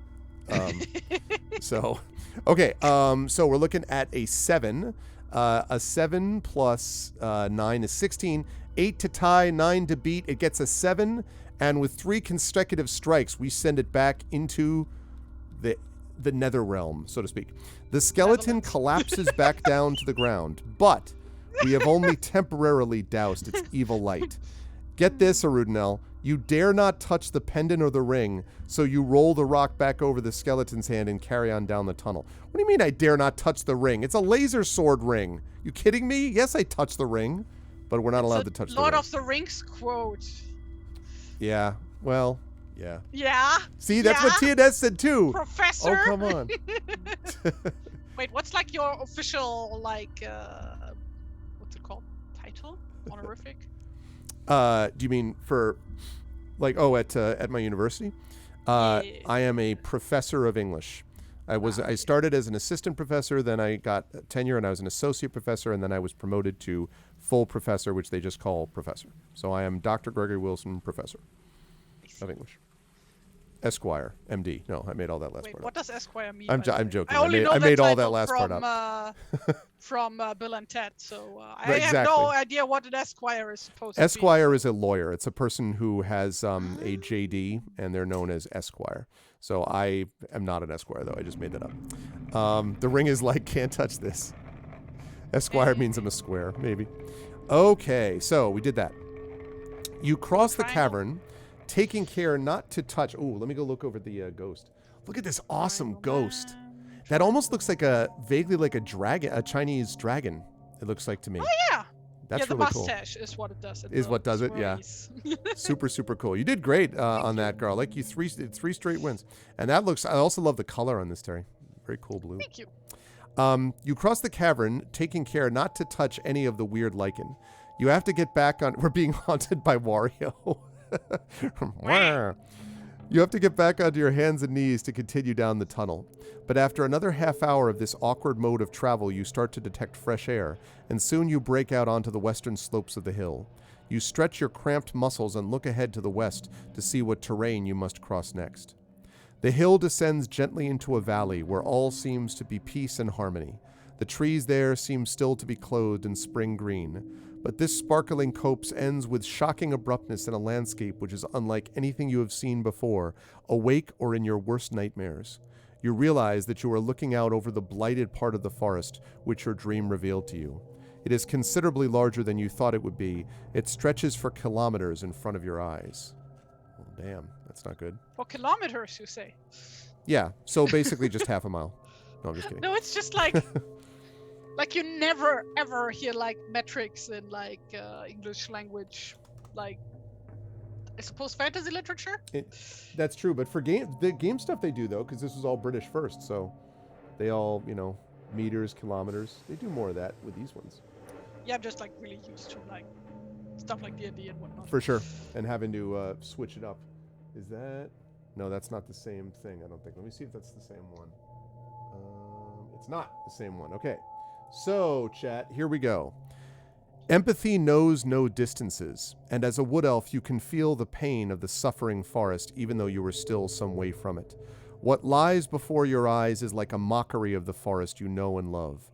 There are trees, all right, although many areas have been devastated as if by fire or by a horde of careless axe-wielding dwarves called Inga. No, I'm just kidding.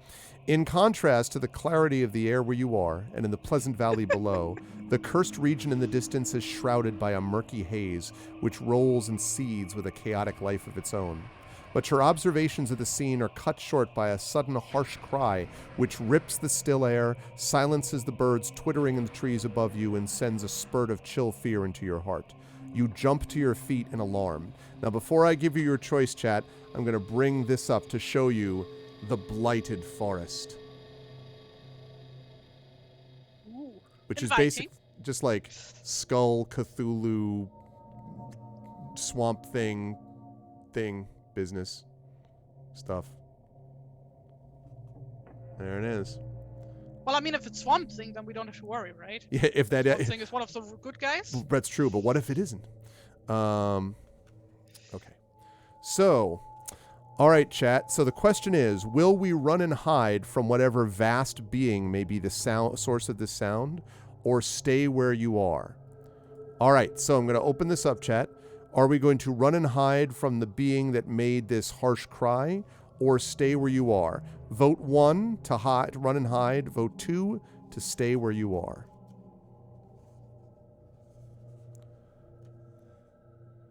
Vast being, let's hide. Well, I mean, it sounds like that. It's the return of the Weevil Man. Weevil Dan. The Weevil's older cousin, who is 75 feet high. And So it's like a whole family now. The Weevil Man. Yep. The Weevil Mom. Weevil son.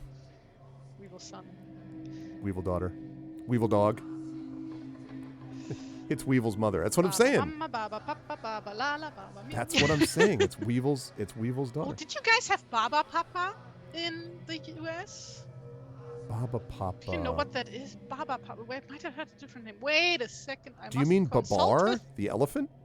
No. It's like a blob. Uh. Wait a second. Let me consulteth the interneteth. Baba Papa.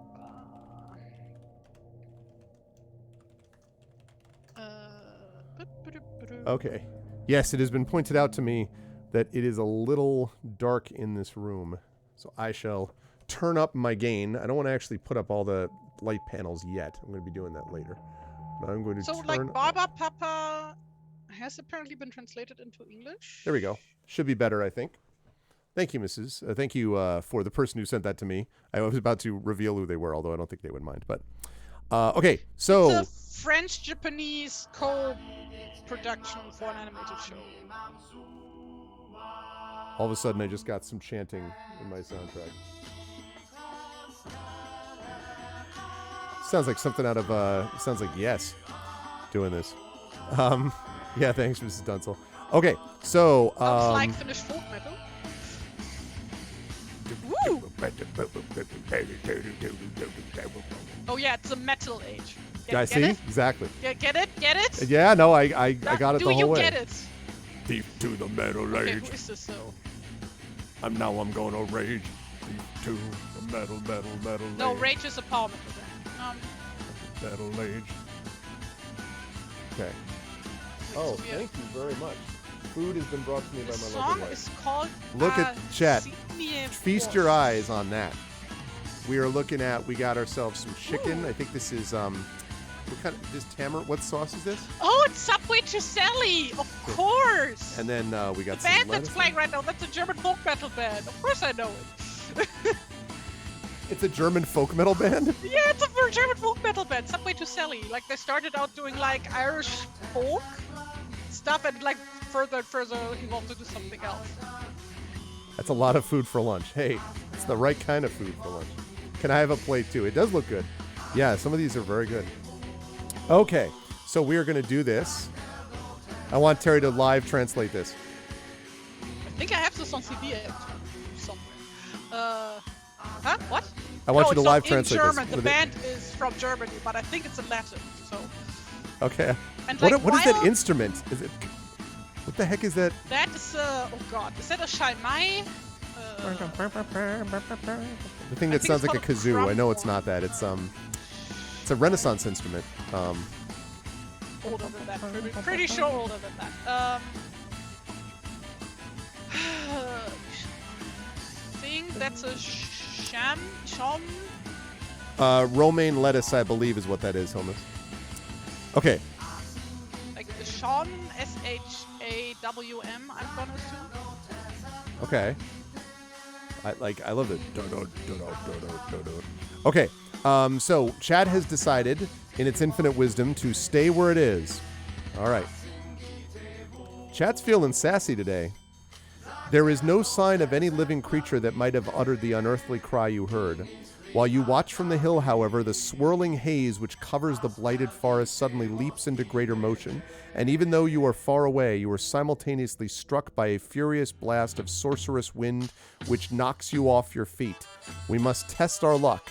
All right, chat, so the way this works is we roll 2 dice. If you get a 10 or less, we're lucky, and we lose 1 luck point.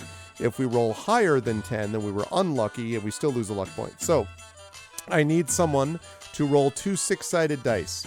Garlic, are you still picking this up, or are we subbing someone else in, did you say?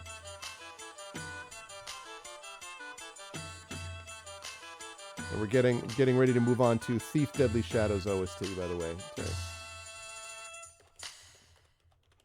Well, now I'm feeling all nostalgic. Like I used to listen to Subway to Sally all the time as a teenager. It was one of my favorite bands. That's really cool. Ah. I don't think I actually ever won. See, I played through and won Thief 1. I played through and won Thief Deadly Shadows. I played through and won the Thief reboot, but I've never actually finished Thief 2 The Metal Age, so I never heard that credit sequence. Triffid is doing it. Okay, so Triffid has gotten a 7. All right, that means that we were indeed lucky. Our luck has now dropped to 9, but remember, chat, we have a potion of fortune if we need to, so that means we are okay, so we're lucky. All right, what does that mean that we were lucky? At the moment the wind struck, you were fortunately breathing out, so none of the evil blast entered your lungs. So that's disturbing. Okay. You continue your journey on all fours. It is some time before you dare to pick yourself up and proceed as normal through the trees. You wonder whether the blast of wind was directed by some intelligent mind towards you in person, or whether it was the instinctive response of evil towards good. You realize that however hazardous your journey up to now has been, the dangers have at least been reasonably familiar. Once you reach the Highland land, however, you suspect that you will enter an uncharted region of unknown terrors. Before long, that instrument was a Shawmey double reed instrument. Yeah, an oboe bassoon. Yes. Popular with gnomes who developed some bellows-powered versions. You were right. And it was a Renaissance instrument originally that they used all the time, especially for traveling music companies, but I didn't remember what the name was. All right, I'm going to give us a save point here as well, because we did well to get through all of that. Wait, from when till when was the Renaissance exactly? Roughly from the early 1400s through about 1650, depending on where you set it. At least in England. Elsewhere, it might have been different here and there. Sometimes people date it also to the late 1300s, but it's really the 1400s to the mid 1600s. I see. Okay. Yeah, Sean is a real instrument. But like when it comes to like German history, like the Renaissance is really like a separate part of the Middle Ages. For us, like I always like get confused. No, it's not the Middle Ages, it's the Renaissance. Like it's the same thing. Well, I mean, but the Renaissance was such a different forward. I mean, it was weird, right? Because it was both looking back to classical forms, but also sort of revolutionizing and setting forward what we were going to do. So the Middle Ages almost seemed for some people like this sort of break in history, although that's since been changed because we understand now that the Dark Ages were not quite as dark. I mean, they were dark, but it wasn't exactly like something. It used to be like you would think of it as like for 700 years Europe did nothing, and I was like, well, no, that's not exactly how it went down.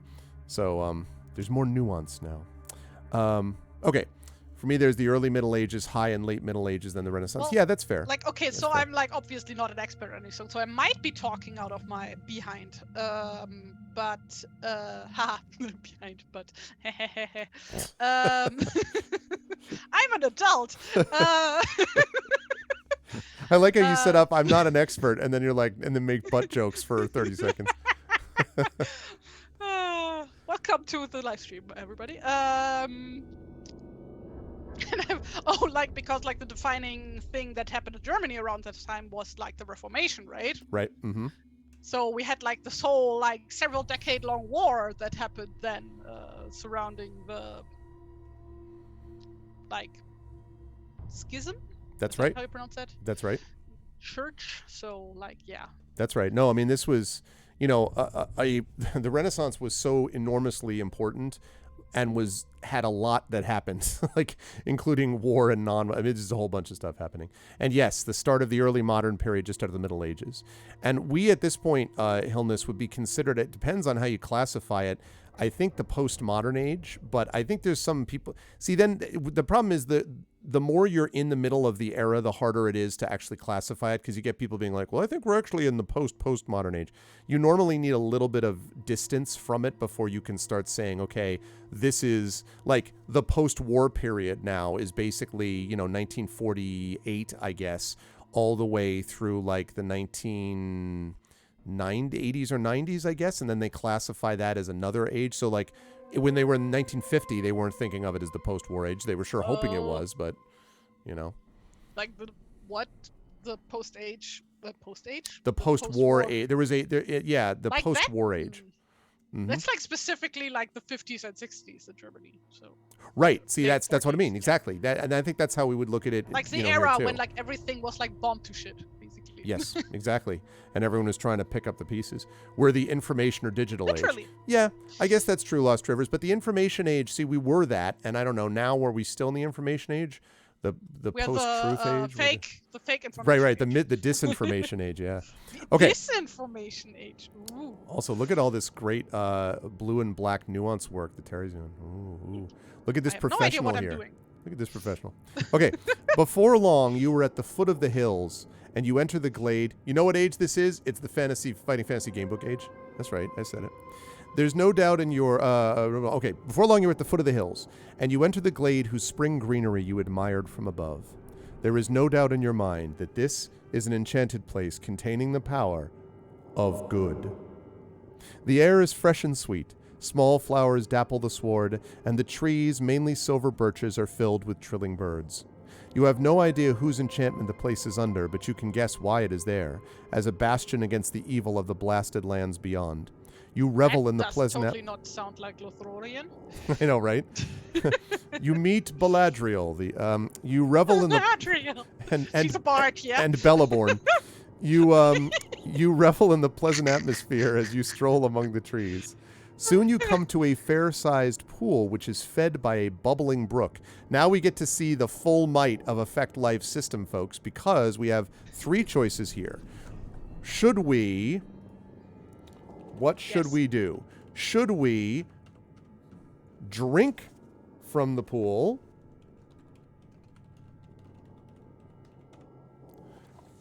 bathe in the pool, and then sell the bath water in jars? exactly, play the pool, no, I'm just kidding, or avoid any contact with the pool? What should we do? And I open this now. All right, chat. So vote. So you see what you get. $vote space 1 if you want to drink from the pool. $vote space 2 to bathe in the pool. $vote space 3 to avoid any contact with the pool.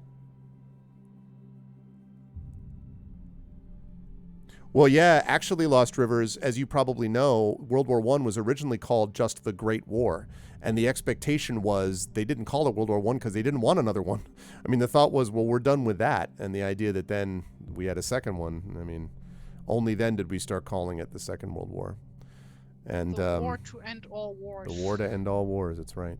It was instead the war to sort of begin them in terms of modern warfare, because we got some of our greatest hits from World War I, like mustard gas and barbed wire and landmines and, trench warfare. That just was great. Sounds like the lineup for a metal festival. Great.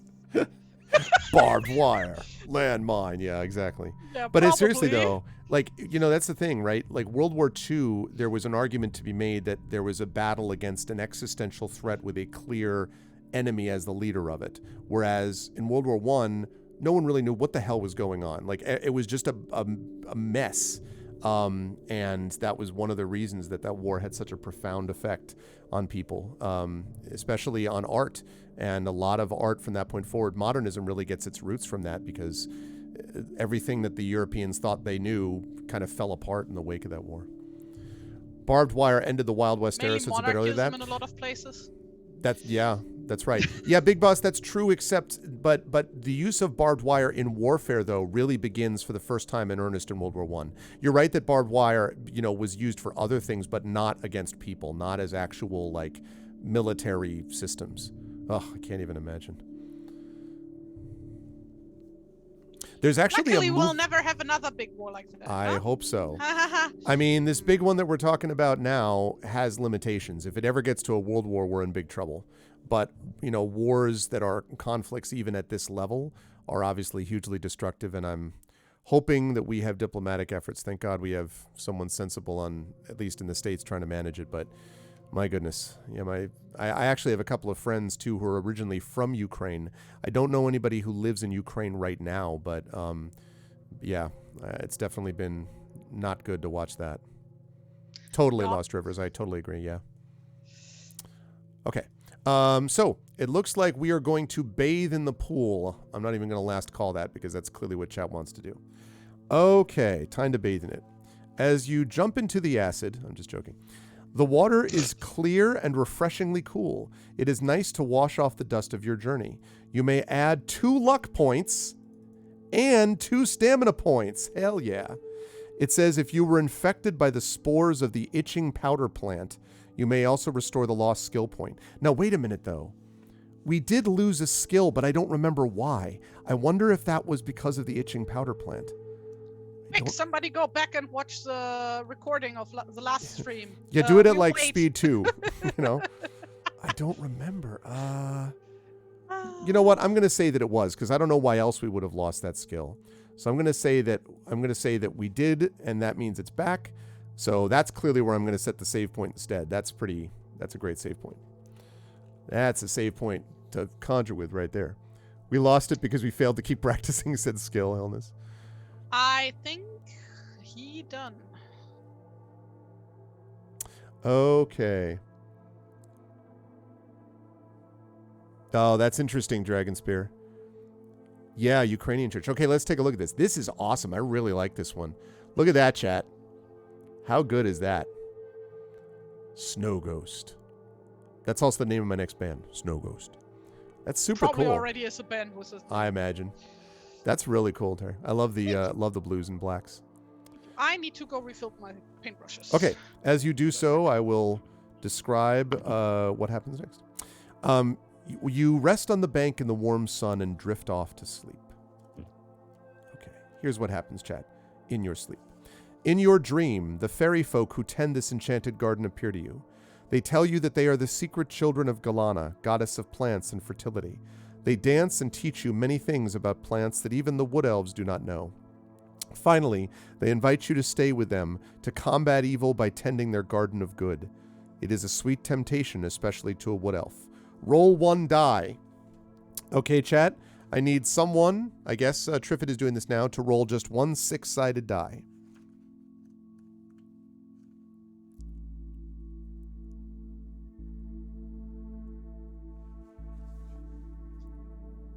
Okay, a 3. Okay. You harden your resolve and spurn. We almost got hoodwinked into tending the enchanted glade for the rest of our life, Terry, but we managed to avoid it. You harden your resolve and spurn the offer of the fairies. Your destiny lies in more direct action. You awaken from the dream and find that the glade has vanished. You are right on the border of the blighted land. All that is left of the enchanted glade is a single elder tree. The tree is obviously magical. Your attention is drawn to its branches in particular because of their regular arrangement. You notice that there are exactly 22 branches. Note this on your adventure sheet. Okay, so we're going to note elder tree. It said elder, right? Elder tree has 22 branches. Okay, and also all but one of them are normal leafy boughs, but the other is silver and gleams with its own inner light. You pluck it, stow it in your backpack, and take your first step into Ishtra's cruel kingdom. Okay, so silver bough. What did the Weevil Man, or what was it called, look like again? Weevil Man. So he looked like a cross between, it said, a beetle and a human. He, when we were battling him, he would sometimes drop onto all fours so that we could not attack him when he was there. So he's basically like a mutant beetle human. And I have no picture of it. So yeah, exactly. That's what I thought too. I have like a thing about creepy crawlies, so let's see. You could do that. You could also do the glade, or you could wait and see if the next thing fits. I haven't done a landscape painting yet, have I? Then it's like the cool glade that we just went to, with the elves dancing around, the Fey elves dancing around. They were dancing around and telling us to do things, and we didn't. So, but you could do that. It's like googling for reference pictures for a glade, and apparently there is like a perfume brand called Glades. They were just talking about that with Hillness. Hillness was just talking about that. Yeah. Oh, it's a freshener. Okay, so stow in your backpack, take your first step into Ishtra's cruel kingdom. And actually, I lied. I'm going to make this the make this the save point because this, I think, is a very good place to do that. Okay, so here we go, chat. Here we go. How are we doing on that stream boost? Did we get boosted already or not? Are we close, chat? No, we are like, I just looked, like I think we are like 4K short. 4K short. If anyone has more channel points, we're 84%. If anyone has more they could do, because we're going to be on for another 45 minutes to an hour. So now's the time. If you can put those channel points towards it, please do so now. If we go much longer, then we probably shouldn't boost it. Well, no, because I'm not going to be back on till Friday. So yeah, actually we should. I'm going to be over at GOG, but that's not going to help. So yes, so let's get that boost. Get that boost. DRM free. Let's make it happen. Please give those channel points if you can. Okay. So like it's a pool surrounded by birch trees, and there are a bunch of dancing hippies, right? That's basically right. That's exactly right. Okay. After only a few steps in the... thank you, Nonstop. It's not showing up there for me to boost. Because you're doing this on mobile, Arinth. It only lets you do 2K per stream. Yeah, exactly. Yeah. I don't... Yeah, that channel points at the bottom of the chat. You should be able to. He's on mobile, though, Hillness. I don't know if he can see it or not. After only a few steps in the corrupt forest, you know that something is wrong. It is not just the sense of evil, which you will get used to as you would to a bad smell, which is not noticed after a while. There is something more, something within yourself. You will find that from here on in your adventure, you are unable to cast any spells. What? What is this crap? What? One of Ishtra's defenses is to prevent any magic except his own being effective in his domain. Well, that's bullshit. You retain your power score, however. There may yet be some use for it. Wow, so we can't use spells. That's some crap. Weak. Okay, let's see. So we can't use spells in Ishtra's domain. Oh, yeah, if you click on channel points, Aaron, on the desktop, then on the spaceship, as Big Boss just said, back out again, heading across the country. Oh, I hope they stay safe as they can. I hope they stay safe, Garlic. Okay, so as you walk forward, the evil mist which you saw from the hillside seethes around you as if urging you to return. Lightning plays over to your right. A tall pine, throttled by ivy, which is wriggling even now, looms in your path. From your survey from the hillside, you know that this blighted part of the forest is almost circular in shape, spreading out from a center which must be where the entrance lies to Ishtra's underground stronghold. All you have to do is follow the steady worsening of the blight and you will reach your goal. One obstacle at a time, however. You have reached one of the patches of bare ground where the trees have rotted away to nothingness. Will you cross the clearing or walk around it, keeping to the trees? So, here we go, chat. 2-point vote here. Will you cross the clearing? That would be vote 1. Or walk around it, keeping to the trees? That is vote 2. You found on the desktop? Awesome. Thanks, Aaron. Yeah, we're close, folks. We're really close. That means we should be only 2K away from getting this stream boosted. Let's give this thing a boost. Let's make it happen.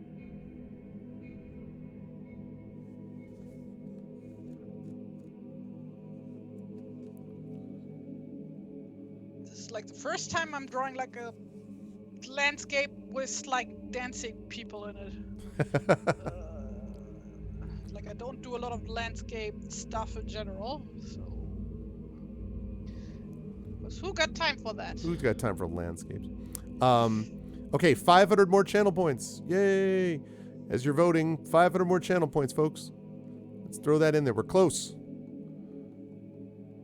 Need to channel all the Bob Ross episodes that I watched in my life.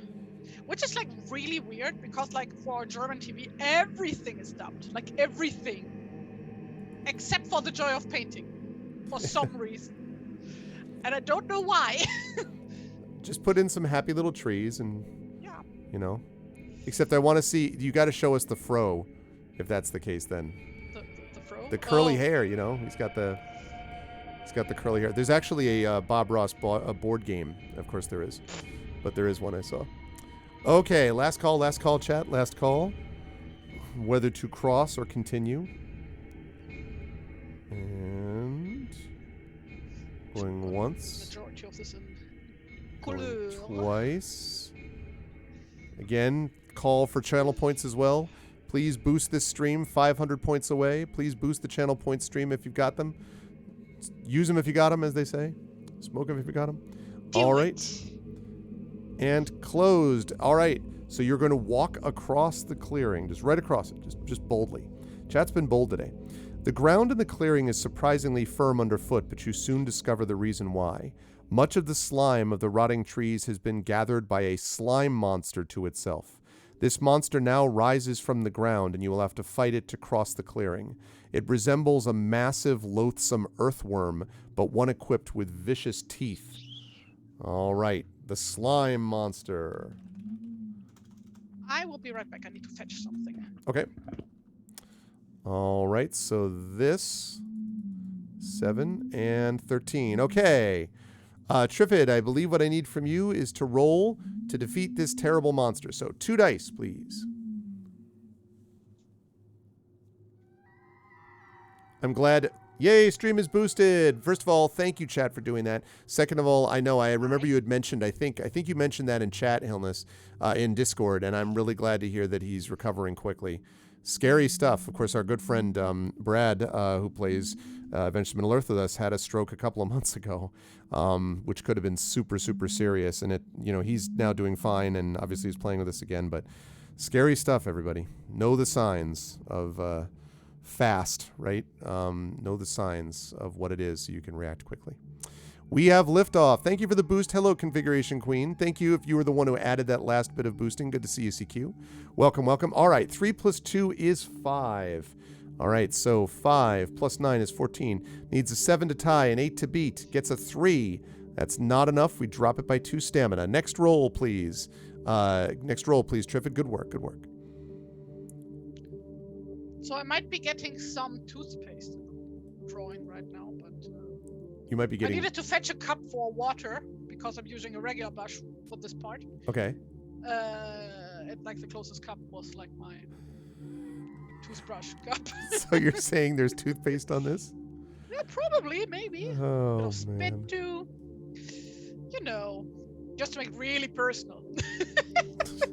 It really feels this one. Yes, I already used the 3 plus 2 is 5. Same thing. It's 2 dice each time, Triffid. So yeah, keep them coming. I did do the first roll, and yeah, Hellness, that's scary. But the copay for insulin is horrible. Ugh, that's awful. It should not be a copay in the richest country in the world. Period.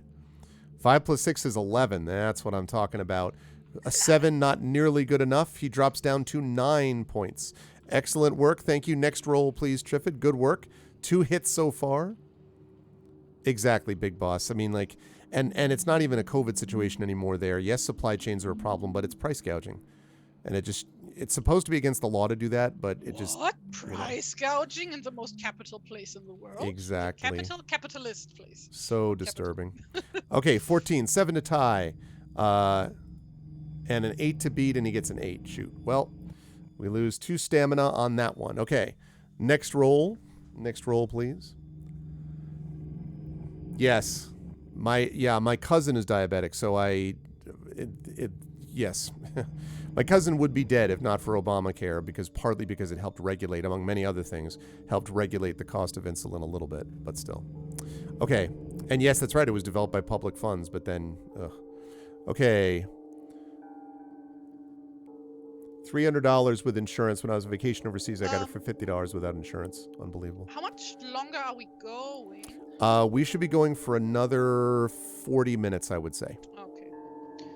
That's what I'm looking at. Because I am considering going in with some acrylics in here.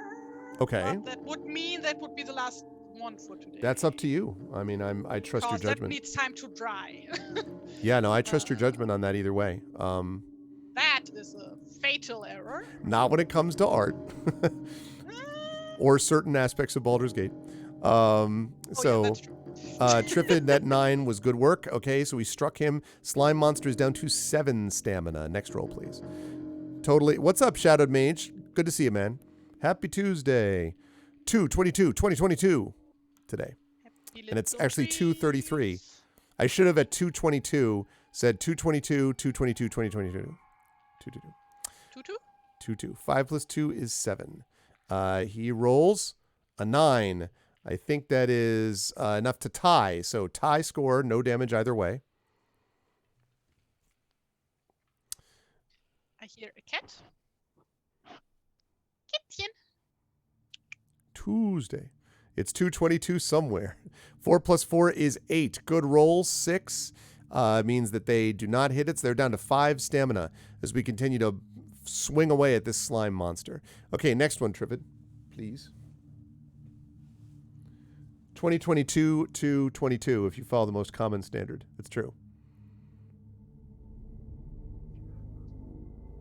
6 plus 2 is 8. They roll a 10, so a tie. This slime monster is trying to be monstrous, but is not succeeding overall. Still a tie, so we didn't get hurt there. So next roll. Is that, I think that's another 6 plus 2 is 8, right? So that was another 8.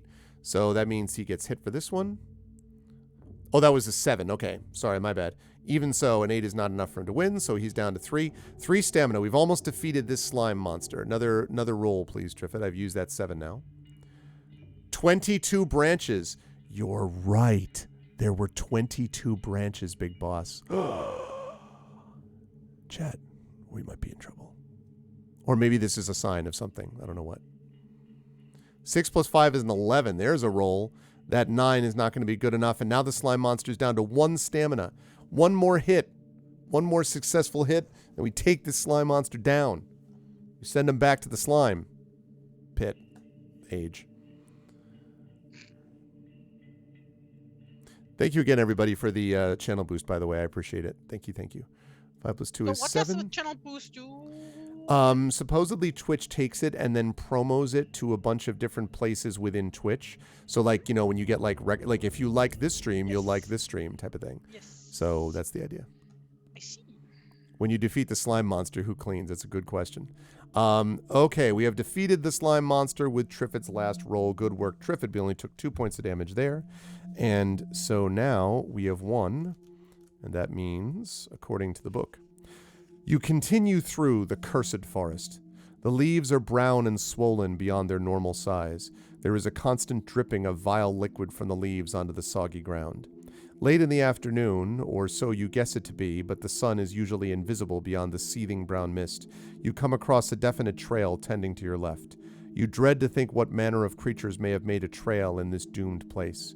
Will you follow the trail or continue through the trackless trees?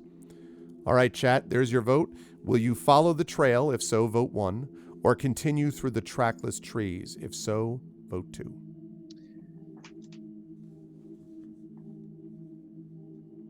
This victory courtesy of Kraken Dice. Very nice. Who will be back to us with ArvCon. Chat, by the way, while I have you here, I'm curious. So I have a potential ArvCon weekend conflict because a good friend of mine is getting married on the Sunday of that weekend, of Memorial Day weekend in the United States.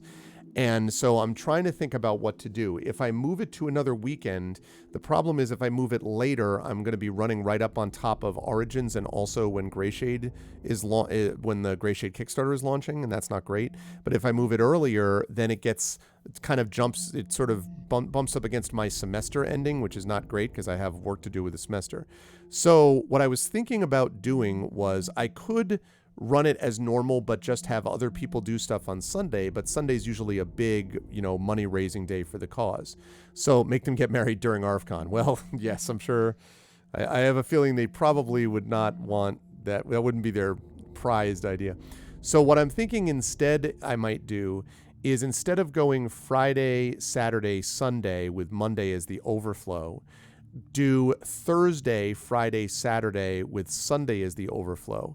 And the reason for that is that it means that Thursday night, because basically Friday at this moment is like late afternoon, early evening. So if I can convince the Espergenesis folks to do this on Thursday night, then Friday would be an all-day affair, and then Saturday would be an all-day affair, and Saturday would be the Eberron, Infinity and Beyond crew as the anchor leg as usual, and then we would have Sunday as an overflow day, which could be like Brandon O'Brien, Brandon Crilly, Mike, other people, Shadowed maybe, doing various, like the Shadow crew, doing various stuff on Sunday as overflow. So if I did Thursday, Friday, Saturday instead of Friday, Saturday, Sunday, right around that Memorial Day weekend, does that work for people in general?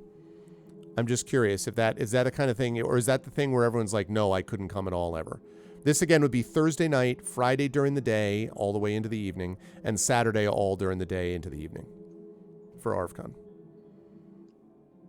This is just informational in nature. I won't make you hold up on that. Wait. Again, wait, Do you literally want me to say all that again? No, just the date that you had in so the date, the date would be for you. The date would be, it would be the 20. So normally it would be 27th, 28th, 29th of May, which is the last weekend of May. But now it would be 26th. Let me go check something downstairs real quick, because I also have a wedding to attend to. Okay. I need to check the date again. Okay. Right, Hilness. I figure that some people would be like picking up, especially Friday afternoon into evening, and then people could be here on Saturday. Yeah, that's kind of where I'm at. I'd rather shift by a day than do another weekend also, Triffitt, just because it makes it a lot. But I don't want to just be like, he's been a good friend, and I don't, like this wedding has already been delayed twice. Like literally they got engaged like I think 2.5 years ago, and then COVID. So basically they're like, we finally are in a position where we can do it. Yes. Yeah, I'm out for the 6th of May. Oh, that's totally fine. What if Terry has to attend the same wedding? No, I'm pretty sure it's a different wedding, Big Boss. So chat, it sounds like most people are okay with it being moved up a day, with the understanding that especially Friday during the day, that might be harder for some people to get in, but it might actually be okay, I guess, for the European folks, because it'll be later for you, obviously, if I start in the afternoon. So is that generally what I'm hearing from chat? You might be able to get Friday off? Yeah, because it would really be helpful. I mean, this is also something for the mods. I'm going to ask the mods about this separately, and hearing Triffitt and Shadow talk about it, and Hillness helps me to know that. But I want to check with the other mods, too. And Dragon Spear is here. Dragon, would that be, as another mod, would you be able to do that? Because there's obviously a lot that goes into ArvCon, and we have a lot to, this year, chat, I have set the goal. I'm thinking about it now, about what I'm going to set the goal. I don't usually start thinking too much about ArvCon heavily until we get to March, mid-March basically, and then obviously mid-March through mid-April, and thinking about it a lot. But we raised $7,000 last year, which was the best year for ArvCon ever, and so I have to set a higher goal. I basically have to set a goal of 8,000. That's a big ask, but I feel like if we hit 7,000, then it's something. And that's the other reason I don't want to push it later, because Greyshade, I don't want to tap everybody out. Obviously, ArvCon's really important to me personally, and I think to a lot of people in the community, because it's really important to support charity in that way. It's important to me that my own projects succeed as well. So I'm hoping I can do this in such a way that we don't, like tap out everyone's money and then the Kickstarter's a disaster because of when everything was scheduled. But that's why if I move it later, then it means we're running even closer to the Kickstarter. And so that's the thing. And yes, there are many cool prizes already. I've talked to a few people already about this, including one from Garlic Tofu / anonymous donator. Sorry, not Garlic Tofu. An anonymous donor plus a redacted so far person. I know about it though via Garlic Tofu. So yes. This does not fit with the Kickstarter at all, Big Boss. It's just that ArvCon always happens at this time every year. My Kickstarter Greyshade is going to be published on Tuesday, May 31st. And then the Kickstarter launches on June the 14th. So the backer kit goes live on Tuesday the 31st, which is the week after ArvCon. And then the Kickstarter goes live on Tuesday the 14th. So theoretically, if people were so kind as to buy the Greyshade book, I hope they will because I'm proud of it, and then support the Kickstarter, which is the last 2 books in that series, plus the tabletop, that's the 14th of June. So That's kind of the order of operations. And we did that partly because June 14th is also the week after Origins, so we can start hyping everybody up, getting people on the list, and then really hit the ground running, because there's a lot riding on it for all of us, and we're very excited about it, and I think you'll be happy with this work. But, okay, I'm sorry. We have not played the game for ages. What's the cause gonna be this year? The cause is the Damon Runyon Cancer Research Foundation again. Yeah. It normally is. We just had that one year we did the Diabetes Foundation because of Kilobyte. But it usually is Damon Runyon. Also because Damon Runyon now is partnering with us with this stuff. So Damon Runyon is like, I'm hoping we can have the scientists back. That was a lot of fun to do the tabletop game, and they promote us and everything. So anyway. Okay. I can't believe that ARFCon is only a couple months away. That is crazy. More than a couple. It's 3 months away, but still. All right, so follow the trail. It looks like, well, we need more votes than that. Chat, will we follow the trail, which is vote 1, or continue through the trackless trees? So I'm going to last call this. If you want to continue through the trees, that's vote 2. If you want to follow the trail, that's vote 1. So vote 1 for the trail, vote 2 for the trees. Vote for the trees. And please get your vote in. ARVCon has been going, this I think is our... I think this is going to be our 7th or 8th ARVCon. I have to look at it because it started in either 2013 or 2014, which is amazing. Like, I can't believe we've had that many. There's a lot of milestones this year for me. April 12th is my 10th year of streaming. Damn. A decade of streams. It's hard to believe. Have streamed for 10 years straight, which without break. Without breaking. That, Yep. I even moved in there somehow. I moved while still streaming the whole time. Yes. My data bills have been pretty bad, though, I have to say. Sir, that will be $1 million. Okay. So we have one vote each. $1 million. His internet connection is so stable. It's true. It is the most stable connection. People around me are pissed, though. They're just like, why is the rate so low? And they're like, well, see, this guy's been streaming for the last decade, so. Okay, we have one vote each, chat. We need someone to break this tie. Will we go through the trail? That's vote 1. Or will we go to the trees? Vote 2. What's it gonna be? Arudnell has voted 1. Okay, going once. Going twice. Nice try, Dragon. Nice try, Dragon. Okay, I saw the vote. I saw the vote. Big Boss got it in anyway, so the vote is 1. Okay, trail it is, 3-2. I knew Dragon. I was waiting. I was like, I wonder if Dragon's going to hear this. So, 3-2 with Big Boss's vote. Okay, so we're following the trail, which, just to be clear, chat, is number 69 in your book. I'm just letting you know that trail is nice. Just letting you know. You walk warily along the trail. To your relief, nothing pounces out at you from the woodland on either side, and there appear to be no traps. According to YouTube, the first ARVCon was 2015. So this will be the 7th ARVCon. Okay. No, the trail, the thing was we didn't know who made the trail. So it was one of those, who would make a trail like this? So that's all. So this year's upcoming one is the 7th ARVCon. Yeah, okay. That makes sense. 7 ARVCons. I know that we have raised over $20,000 for various causes from ARVCon, which I'm very proud of. This community has done so much good work for both diabetes and also, of course, for cancer research. Okay, so... I hope we are not doing great things for diabetes, rather against diabetes. Well, you know, diabetes research, yes. I hope we are. The trail, so to your relief, nothing pounces at you from the woodland on either side, and there appear to be no traps. The trail leads straight to a fenced-off area. Inside the fence, the trees have been cleared, but great holly bushes have been allowed to spring up. The hollies are so dense that you cannot see whether or not there's anything else apart from them here.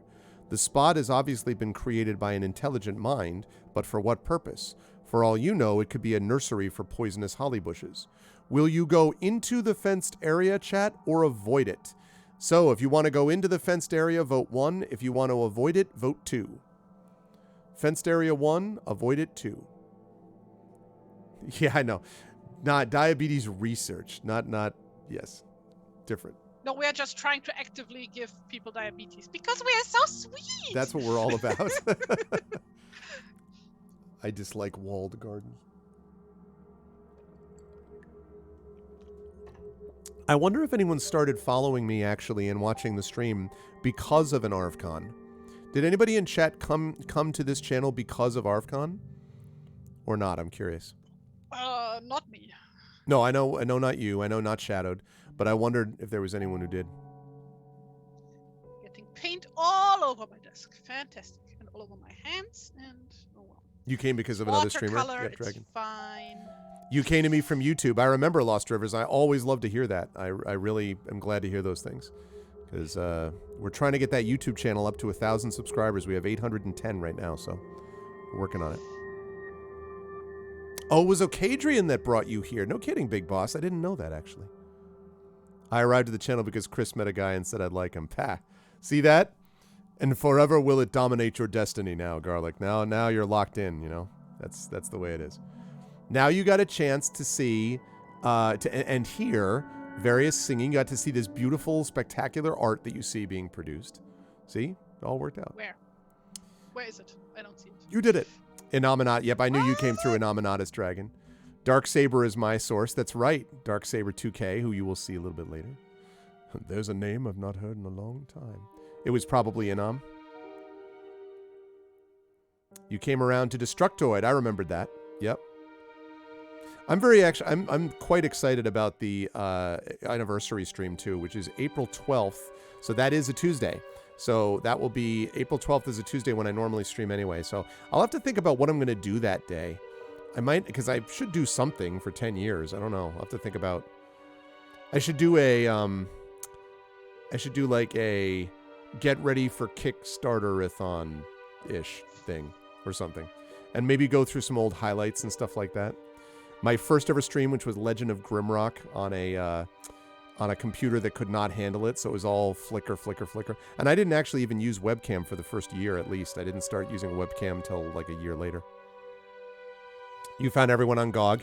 That's right, Nonstop. I do remember that. You came, Shadowed Mage, because I feel like you started following back in like 2013, but I don't remember exactly what it was that brought you.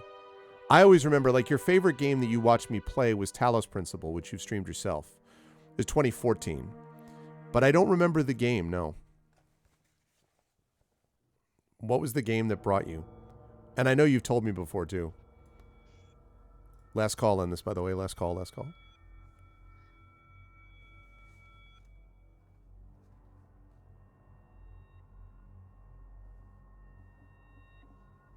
If you hear incessant mewing in the background, that's my cat who is acting like I never pay attention to her.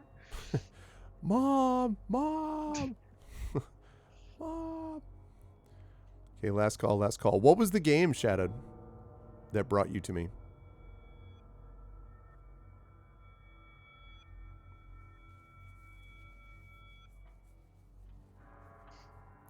I think I didn't start... That's right, that's right, that's right. That's right, I remember now, yep. When I was interviewing the Banner Saga folks, and Austin Wintory tweeted about it, because I had the chance to actually interview Austin Wintory for that, which was wild. And, of course, the other people with Banner Saga, yeah. God, the art of Banner Saga is so good. Yeah, it's really good. That whole series is a really good series. Nice. My first ARV stream was the Storm King's Thunder episodes, then went to YouTube and watched them and discovered my other stuff there. And now we have a new audio D&D with GOG audio thing, which just dropped, by the way, that Fleos has been doing.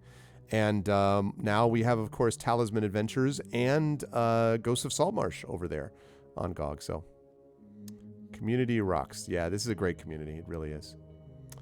Yeah, they've been doing stuff here and there, Hillness, but yeah, they've been a little quiet. But I think they have... They've also done some VR stuff as well, so... Okay. Here we go. Option 2 has won with 3 votes. So, it looks like people are going to avoid it. You are not going to go into the area. For the first time, Chad has chosen to not be bold. They have chosen to walk away. You leave the thicket of holly bushes behind and press on through the gloomy dusk.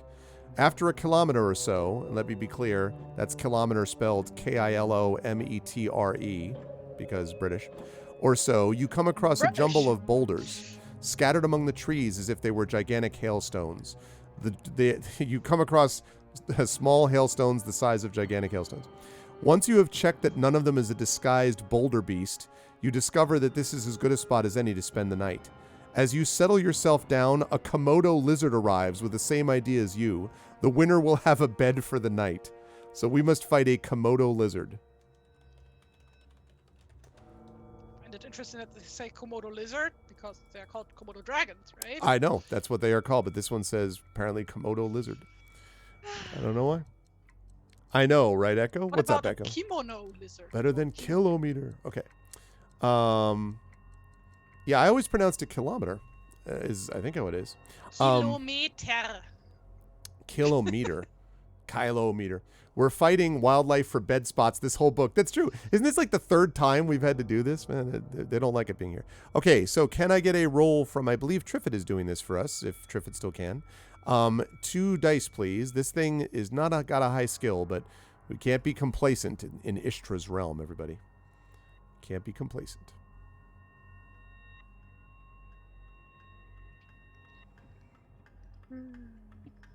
The nice thing about watercolors is that it doesn't matter if you screw up.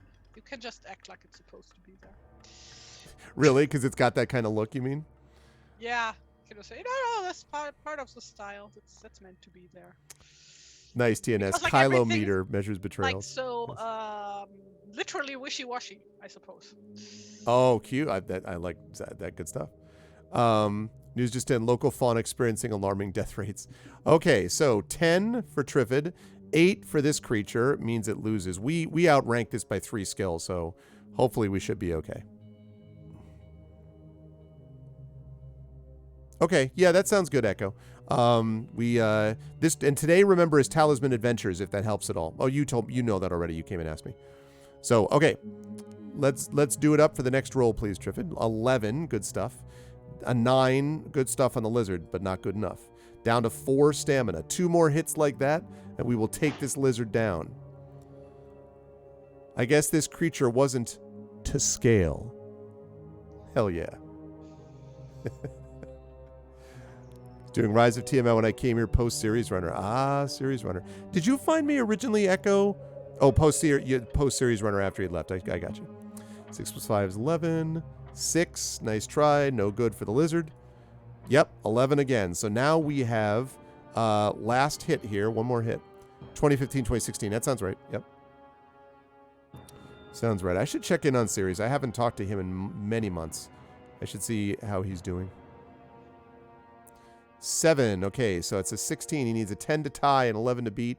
He gets neither, and this lizard has been reptile-manded. Yeah! Yeah! You like it, chat? Oh, yeah. He probably ran off in this series. All right. Oh, yeah. All right. Surrounded as you are, good work, Triffid, as you are by the evil of this baneful place, your dreams are inevitably troubled. You seem to see a giant serpent coiled around the forest and squeezing.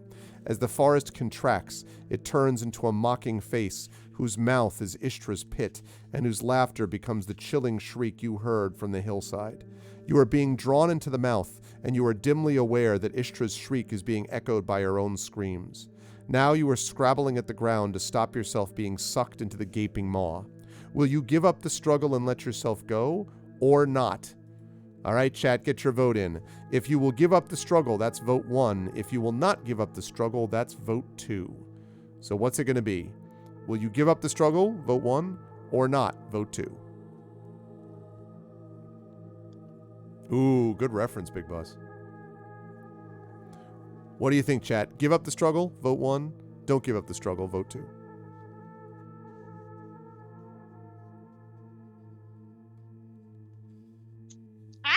Yep.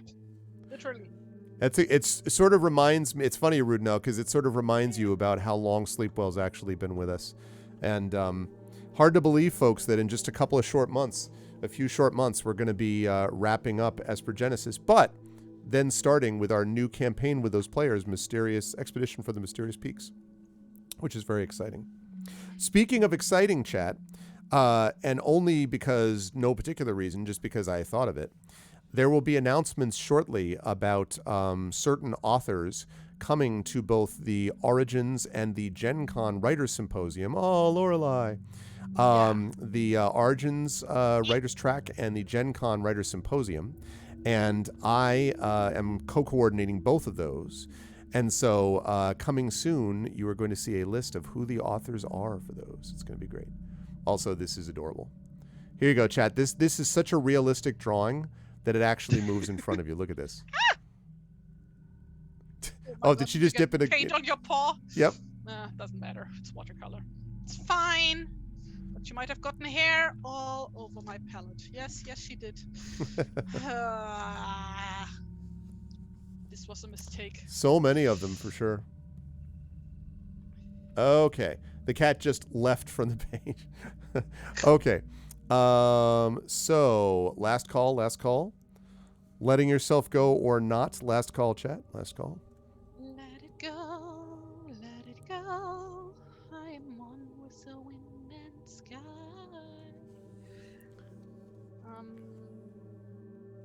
See you cry. Here I am. No, here I stand. Here I stand in the light of day. Look, in America, it's here I am. No, I'm just kidding. Okay, it's here I stand. No well, one I'm else not in is America, so I'm not there. Let the garlic tofu. Let the storm rage on. Okay. Okay, chat. We are going to try to fight it. Quote: "The struggle is useless and merely drains you." Well, damn it. Deduct 1 PowerPoint. Darn it. Okay. Oscar, not sponsored. Please sponsor. I know, right? You slip down. Speaking of fighting creatures for sleeping arrangements, do we need to sleep? We are sleeping, Big Boss. This is a dream right now. It's a dream. You slip down, endlessly down into darkness. Then you seem to be flying through tunnels at such a speed that anything you pass is just a blur until you reach a grotesque figure. He is huge and flabby. He squats like some vast pile of slime in the middle of a cavern. You can see inside his mind, and it squirms with all the nightmares of the world. For he is Morpheus, played by Lawrence Fishburne. No, for he is Morpheus, Ishtra's lieutenant, and source of all bad dreams. Chat, will you attack him or not? Do you attack a lieutenant? No,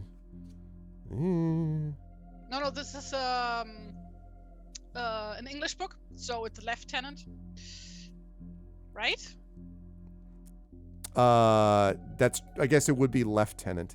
Yeah, but it's lieutenant here. That's true. Lieutenant, I suppose. Lieutenant. So, lieutenant, do we fight Morpheus?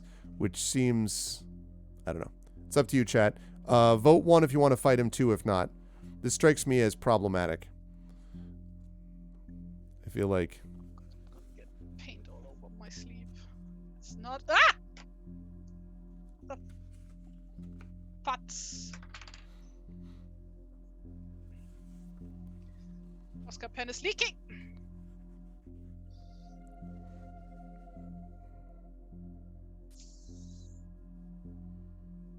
Can't get over how well these Thief soundtracks fit with this book. Just in general, good soundtracks, I think. Yeah, but I mean, this is very atmospheric and it's got that kind of sort of tense anticipation. Oh, there's a choice. You can vote. It's actually, you can see it on the stream, Echo. If you do $vote space 1 or 2, you can get that vote in. This is one of the new ARVBot Plus features, is that there's just a up-down vote feature. And then if we have more than those choices, then I put them in the down below in that window. So. How much longer? We are going for another 15 minutes, 12, 13 minutes maybe. So which was which? So 1 is to fight and 2 is to not. 1 is to attack. 1 is actually, let me rephrase. 1 is to attack him and 2 is to not. He's not fighting you. So just to be clear. Gotta fight for your right to party. Dun, dun, dun, dun, dun, dun, dun. Yeah, the top bars. Yeah, I was thinking the same thing, Arudnell. I don't know. This is not showing up super well. I like that bank, though. The riverbank in front. Thanks. Okay, last call, chat. Last call, last call.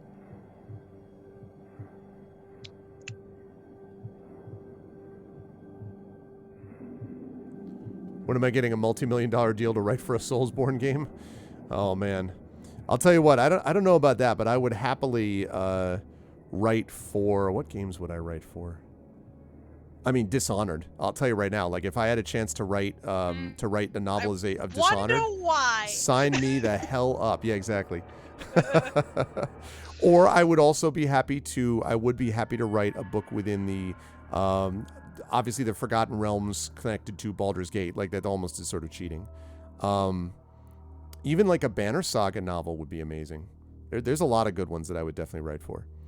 Soulsborne, yeah, I mean, depending. All I have to do for that is just give you a bunch of bullet points that describe various artifacts, and I've given you a Dark Souls story. Hey-oh!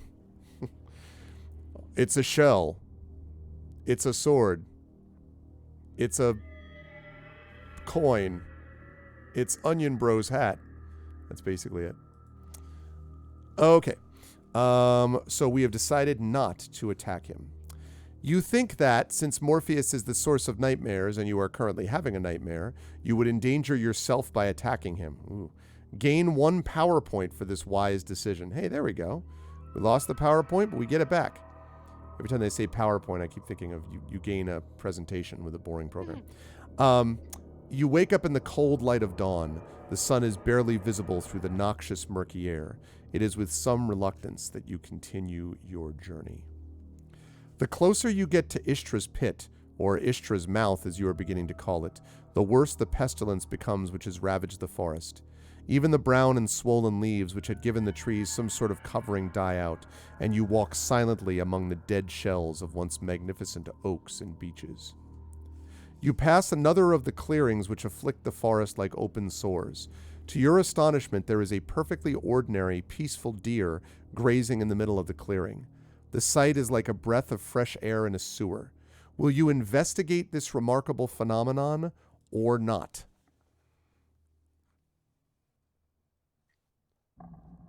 So what's it going to be, chat? Exactly, Hillness. Well, hopefully with George R. R. Martin behind it, there's a little bit more connective tissue than Dark Souls type games usually get, honestly. But it'll be fun to watch it, but I will not be playing it. Do not like Souls combat at all. So 1 is to investigate this phenomenon, this deer, or 2 is not. So will you investigate the deer, or will you not investigate it? If you want to investigate, it's vote 1. If you do not want to investigate, vote 2. It's so good, Echo. I love Jedi Fallen Order, despite the combat. Despite the annoying Dark Souls combat, the game is so good in spite of that. Great set pieces, great storytelling, very good graphically, wonderfully, really good soundtrack, super good mechanical design and development. Great exploration. I love that game. I just wish that it didn't have Dark Souls combat. If we don't investigate, it could cost us dearly. Well done, Big Boss. Nice. And welcome, Son of God. Listen, I feel like if the Son of God is voting for 1, then I'm just saying. And it looks like we have a unanimous decision to investigate. So we're going to close that down. And we're going to investigate this phenomenon. What is even more surprising is that when you approach the deer, it does not run away. It merely looks up at you and continues munching. But all too soon you realize this is not surprising at all, because the deer is actually a shape changer. As is the way with its kind, when you are within range, its greed gets the better of it, and it is revealed in its true hideous form. What you thought was the placid munching of the deer turns out to be the monster's forked tongue licking its lips in anticipation. And I even have a picture of this, chat. picture of this chat or of the other one? A picture of this chat right here. No, a picture of this, comma, chat. I can't find where it says it on the screen, so I will show you this. Blah. So what is this? This is a shape changer that we thought was a deer, but it's actually a shape changer. Changing shape.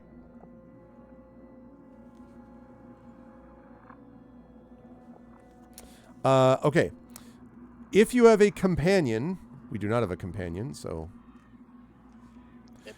The shape changer's insatiable greed lends fury to its onslaught. This fight will test your skill.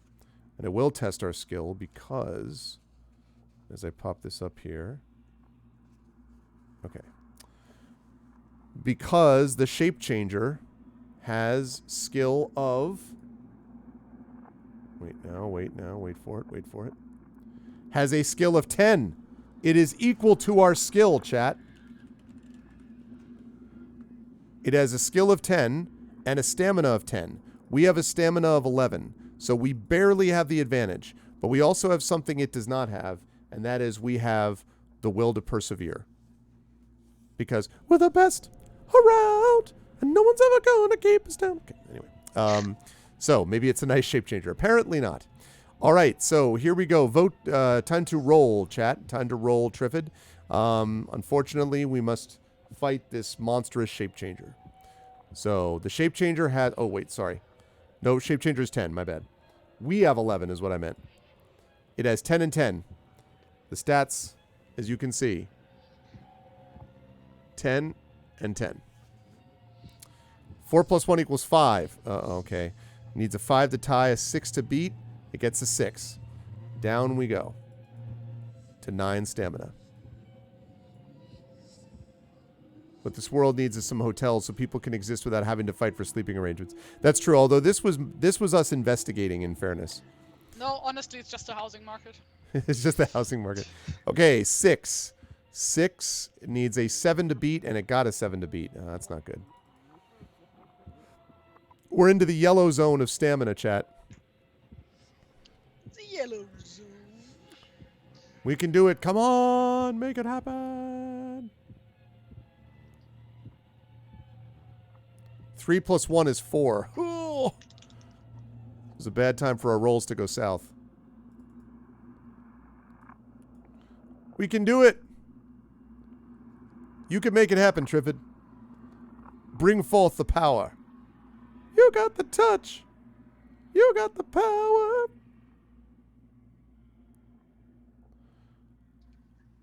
I'm just going to bring up all kind of 80s nostalgia. Mass is a mighty power. It can save the day. Okay, we hit it that time. Now he's down to 8. All right. Oh, one of the local radio stations here is currently doing like a best of 80s chart. Like cartoons or just music? Like best of music? Music. It's a radio station. Yeah, but it could do like soundtrack, like soundtracks. Well, I suppose. Nice. Good stuff, Triffid. Well done. It's down to 6 stamina now.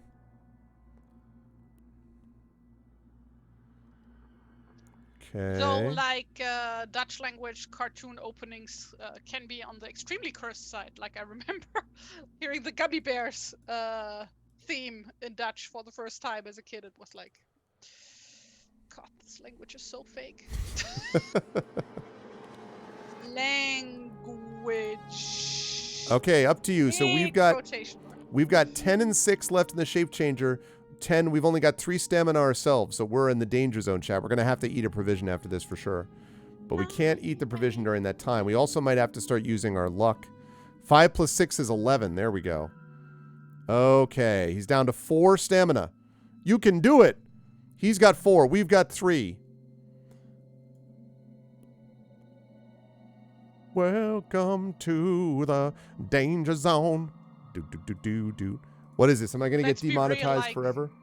Anybody my age only knows that song because of Archer. So. Mm-hmm. Oh, the jumping dance. Yes. Okay. He could be our wingman. He rolled a 5, and Triffid rolled a 7. Okay, he's down to 2 stamina. We can do this. We have 3 stamina. He has 2. Come on, we can do this. Let's go, chat. Let's get the hype in chat. You can do it, Triffid. You're the best around. No one's ever gonna take it down. Okay, Effect Life is jumping in with the 7. 4. Down goes Frazier. We defeat the Shape Changer. Stranger danger. I don't know what else I'm going to rhyme with that. We're down to 3 stamina, but we did defeat the Shape Changer. Woof. Chat, can I ask us please to eat our last provision so we can get some of this stamina back? That was close. I did not think we were going to pull that off. Hopefully this thing has some loot or something. Can we eat our provision, chat? Is this cool? Is chat cool with eating it? Okay. Because let's get back into our zone. So we've used up our provisions, but nice work. That was close. I did not think that I thought that was really rough after those initial ones, but we pulled it out. Okay. So, and let's see. Wow, Lost Rivers. Wow.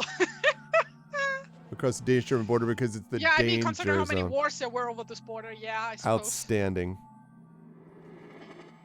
Outstanding work. Okay. I'm done, by the way. You were done. That's good timing, actually, because it's just about that time, and I think this is a good spot for us to go. So we defeated the Shape Changer, and that gives us a save point of 146. Now, the good news is we got through there. The not as good news is we definitely need to get working on some stamina here. We're okay on luck. We're good on skill. We're good on power, but we definitely need to work on getting some health back up next time. But that said, we made some good progress today, though, in Phantoms of Fear, everybody. This was good. And you managed to do a roll just at the last time. You and Triffid and Garlic Tofu and Hillness all together managed to make this happen. So good work. It was a group effort, everybody. All right, let's take a look at the art that we had today. So we ended with this one. Do you want to go back to the beginning or you want to start with this one, Terry? How dry is this? Dry enough, sure. It's dry enough? Okay. So we began with this one. That is too far. That one, which is, of course, the power of Grendel Flutterbane compels you. Yeah, That's not anymore, don't. That's true. Because we don't have any magic anymore. So I was going to say, yeah, that's true. We still have power, though. It says we still have power, just not spells, which is too bad because we could use them. So there's Grendel Flutterbane, looking good. Love the orange flame. Then this, which I think is my favorite of the day today, which was the Snow Ghost. We defeated that Snow Ghost, although it wasn't. Actually, no, the Snow Ghost beat us, didn't they? But it was in the dream, so it didn't matter. So the Snow Ghost, which looks awesome. Again, I love the blue and black here. And then, last but certainly not least, these happy elves, happy fairies, I should say, dancing around, telling us how we should stay and help the glade. Yeah, I agree, Garlic. I love all 3. I like this glade work, especially, like I said, I like the bank and the colors too. But I think my favorite is that second one. I really love the Snow Ghost. Snow Ghost came out beautifully. Look at that. Good stuff. And good timing because we do need to wrap up. And I'm so glad, Terry, we were able to get back in the saddle with this. We were able to do this again. It's so exciting. Chad, I hope you enjoyed it too. We finally got to get back into the saddle with this stuff. So, Terry, I will say, Terry sometimes tweets out these images, sometimes does not, but we've done many, many, many art streams over the years. There's a lot where that came from. How did you feel about the art today, Terry? How did you feel about it? And where will the fine folks find your art elsewhere? I'm really glad that I've managed to get that many in because this is still relatively experimental because for most of the time it was digital and stuff. That's right. So only for a few streams we've been doing traditional art and me doing color specifically.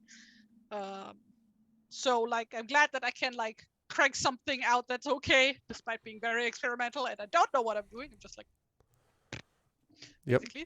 It's really cool. By the way, the soundtrack just ended, so perfect timing all the way around. So how's the podcast, Big Boss wants to know? The podcast? What podcast? It does look like a Fred. What podcast do you mean, Big Boss? The glade looks like a place you pick blueberries. Which OST? We used the Thief 2, the Metal Age soundtrack echo, and then Thief Deadly Shadows. Oh, the Heraldry podcast. The Heraldry podcast. I don't have a Heraldry podcast. Terry does a lot of heraldry. Yeah, I on the draw a trees. lot of heraldry. Well, it's called emblazon, actually. Emblazon? Is it called Hexenmeister? Please, can we No. call it? Oh, okay. Well, damn it. I wanted to be Hexenmeister. Generic trees. What are generic trees? So isn't that like the standard philosophical question, or was that like communication thing? Neither of those. It's like, well, you like if you ask like 10 different people to describe what a tree looks like, you will get 10 different explanations or something, Mm-hmm. because every person has like a different idea of what a tree looks like. Like, I guess it's also psychology. Like, I know that, like, when Yep. I was a kid, like, because I've been in Like therapy the since I ink, was a kid. like the ink blot thing. Like, look at this Yeah, ink I blot. What do guess. you see? That type of thing, right? Yeah, like when I was a kid, since I was a kid, I was in therapy, and I remember that one therapist like making me draw a tree to Mhm. analyze how I would draw the tree. It was pretty, like, It was treeception all the way down, basically. yeah. But it was this was great. I also want to thank Effect Life for the ARVBot Plus, by the way, because you got to see it, chat, all the different aspects of it today, including things like you can also save polls. We have the ability to do, and like all this kind of stuff, and you can see the battle area and the dice roller and all that kind of good stuff. So we have all of those things, and in fact, now that I think of it, let me save this thing because it's Phantoms of Fear, and the date is February 22nd, 2022. But thank you very much. Thank you very, very much, Effect Life, because ARVBot Plus is working very well, even with little bugs you can fix. So, but going back to, so you, Terry, so they can find your work over at your Patreon still, yes, and at your Twitter and things? On Twitter and on Instagram, usually. Though, like, obviously, since I've been moving and like stuff, I've been not drawing that much because, you know, like, I'm putting all my creative energy into making this house into a home, as they say. Mm-hmm. You know, painting walls. I built like a bathtub tray today and yesterday, and Did it work? yeah, I think so. I haven't taken a bath since I finished it, but well, I mean, like, the wood split at some point, and I had to glue it back together, and that was the whole thing. Cat, stop screaming at me. Thank you. It's like, this is like cat playtime, basically. She always gets upset with me when Why I'm at the desk no? at this time. Well, it's good timing because we're Yeah. wrapping up here too. Well, she's been screaming at me for an hour. For like an hour. No, I know. You could be like, Lorelai, it's fine. Oh, the questions window. Okay. I will close that down. All right. But let me let Terry go. This was really good stuff as always, Terry. We will see you back with us hopefully next week because we're trying to reschedule for Adventures of Middle Earth next week. And then maybe if this all works, I don't know how you feel about this, but since it is March next Tuesday, the plan right now is for AIME to be March 1st and March 15th. So do you think maybe like we aim to do the next Gamebook stream March 8th, so 2 weeks from now? Does that sound possible or no? Sure. Okay. Ask me again a few days before. No, of course. But tentatively, it helps me sort of figure like, I things out. usually keep my Tuesday evenings free for like streaming stuff. But like, it kind of depends on what happens that day. Of course. Currently. No, I understand. Whether or not I fuck up my arms royally by, I don't know, trying to hang up a coat rack or something. So, yeah. Okay. Yeah, that's me. Thanks for having me, and ciao. Good ciao. I don't know. This was great, Terry. Thank you. Always a pleasure. Really enjoyed doing this to Terry. Chat, can we get some love for TariToons as she heads on out? And thanks, Terry. And we will see you soon. My paint smudged hands. That's right. Now time Bye. to... Bye for now. Okay.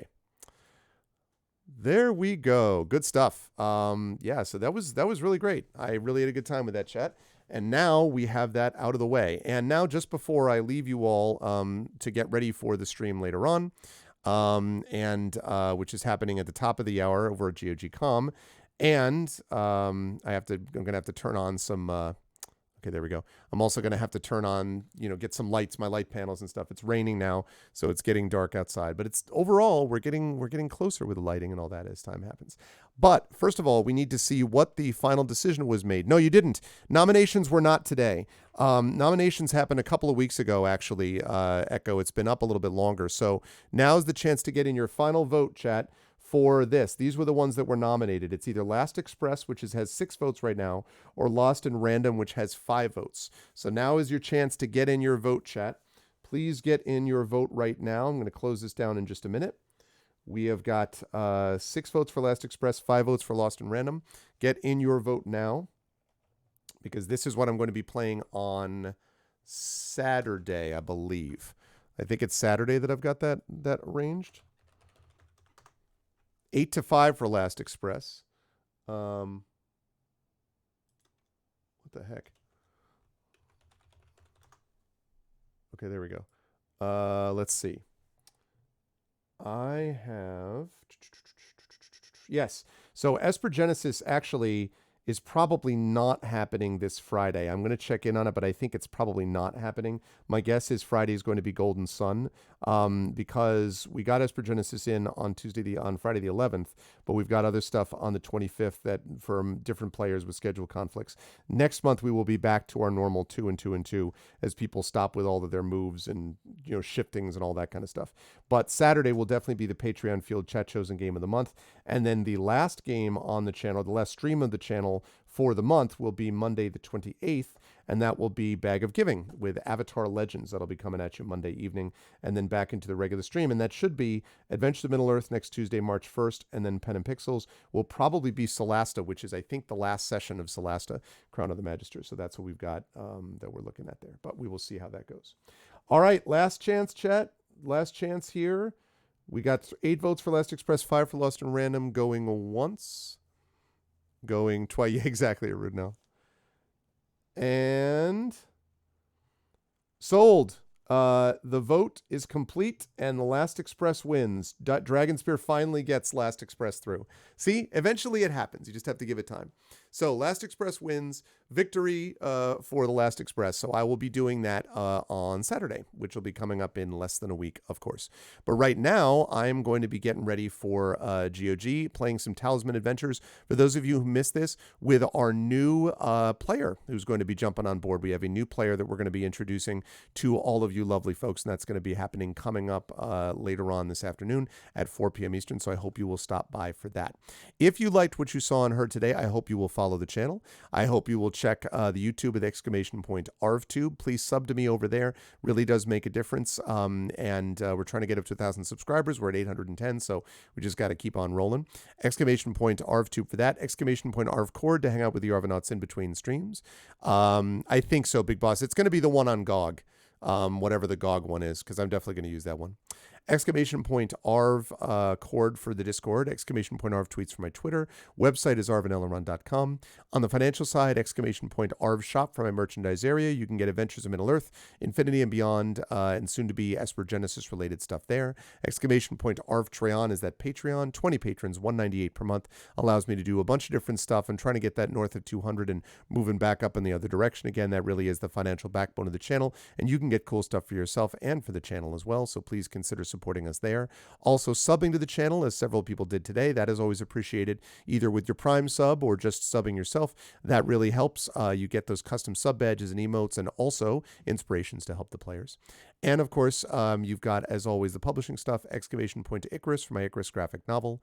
Exclamation Point Library for Tales and Tomes, the Forbidden Library, my 5e adventure and sourcebook. And exclamation point Greyshade KS for my Greyshade Kickstarter, which is going to be launching a few short months from now. Again, Greyshade published on May 31st. The backer kit will go live then, and the Kickstarter for the rest of the Greyshade universe, so to speak, the last 2 books in the series, and the tabletop role-playing game from Alligator Alley, and Athos Arts doing the books, Alligator Alley doing the tabletop role-playing game, and of course the audiobook from Trendane, that will be going live 2 weeks after that May 31st date. So that's exclamation point Gray Shade Chaos. And as always, exclamation point BLM, Black Lives Matter. Very important to affirm and assert the significance and importance of Black lives. And exclamation point Help Now, which is the World Health Organization page on suicide prevention. Very important to reach out to others when you need help and to reach out to others when they need help as well. Thank you again to everybody so much for the stream boost today, which went really well. And thanks to everyone for being a part of this awesome stream. Thank you to my wonderful mods, Rudenell, Dragonspear, Hillness, and Triffity Mats, best in the business, of course.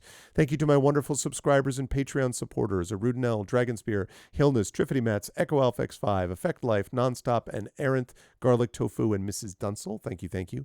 Thank you to my wonderful viewers, to Big Boss, to Black Fury. Thank you to Delots. Thank you to Galadriel Bot, who is totally not a bot.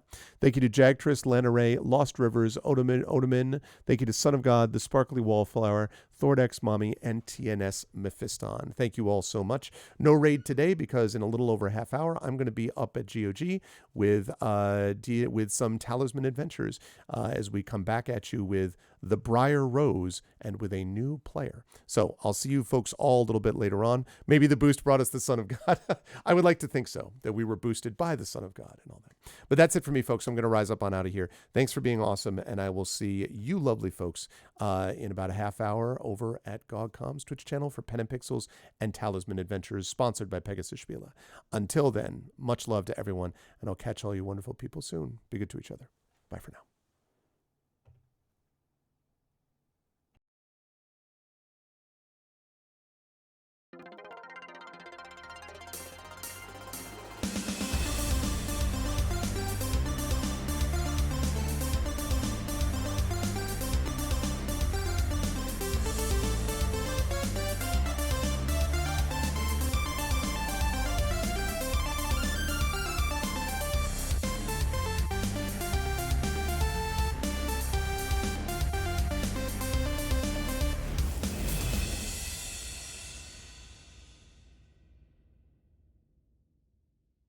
Honk.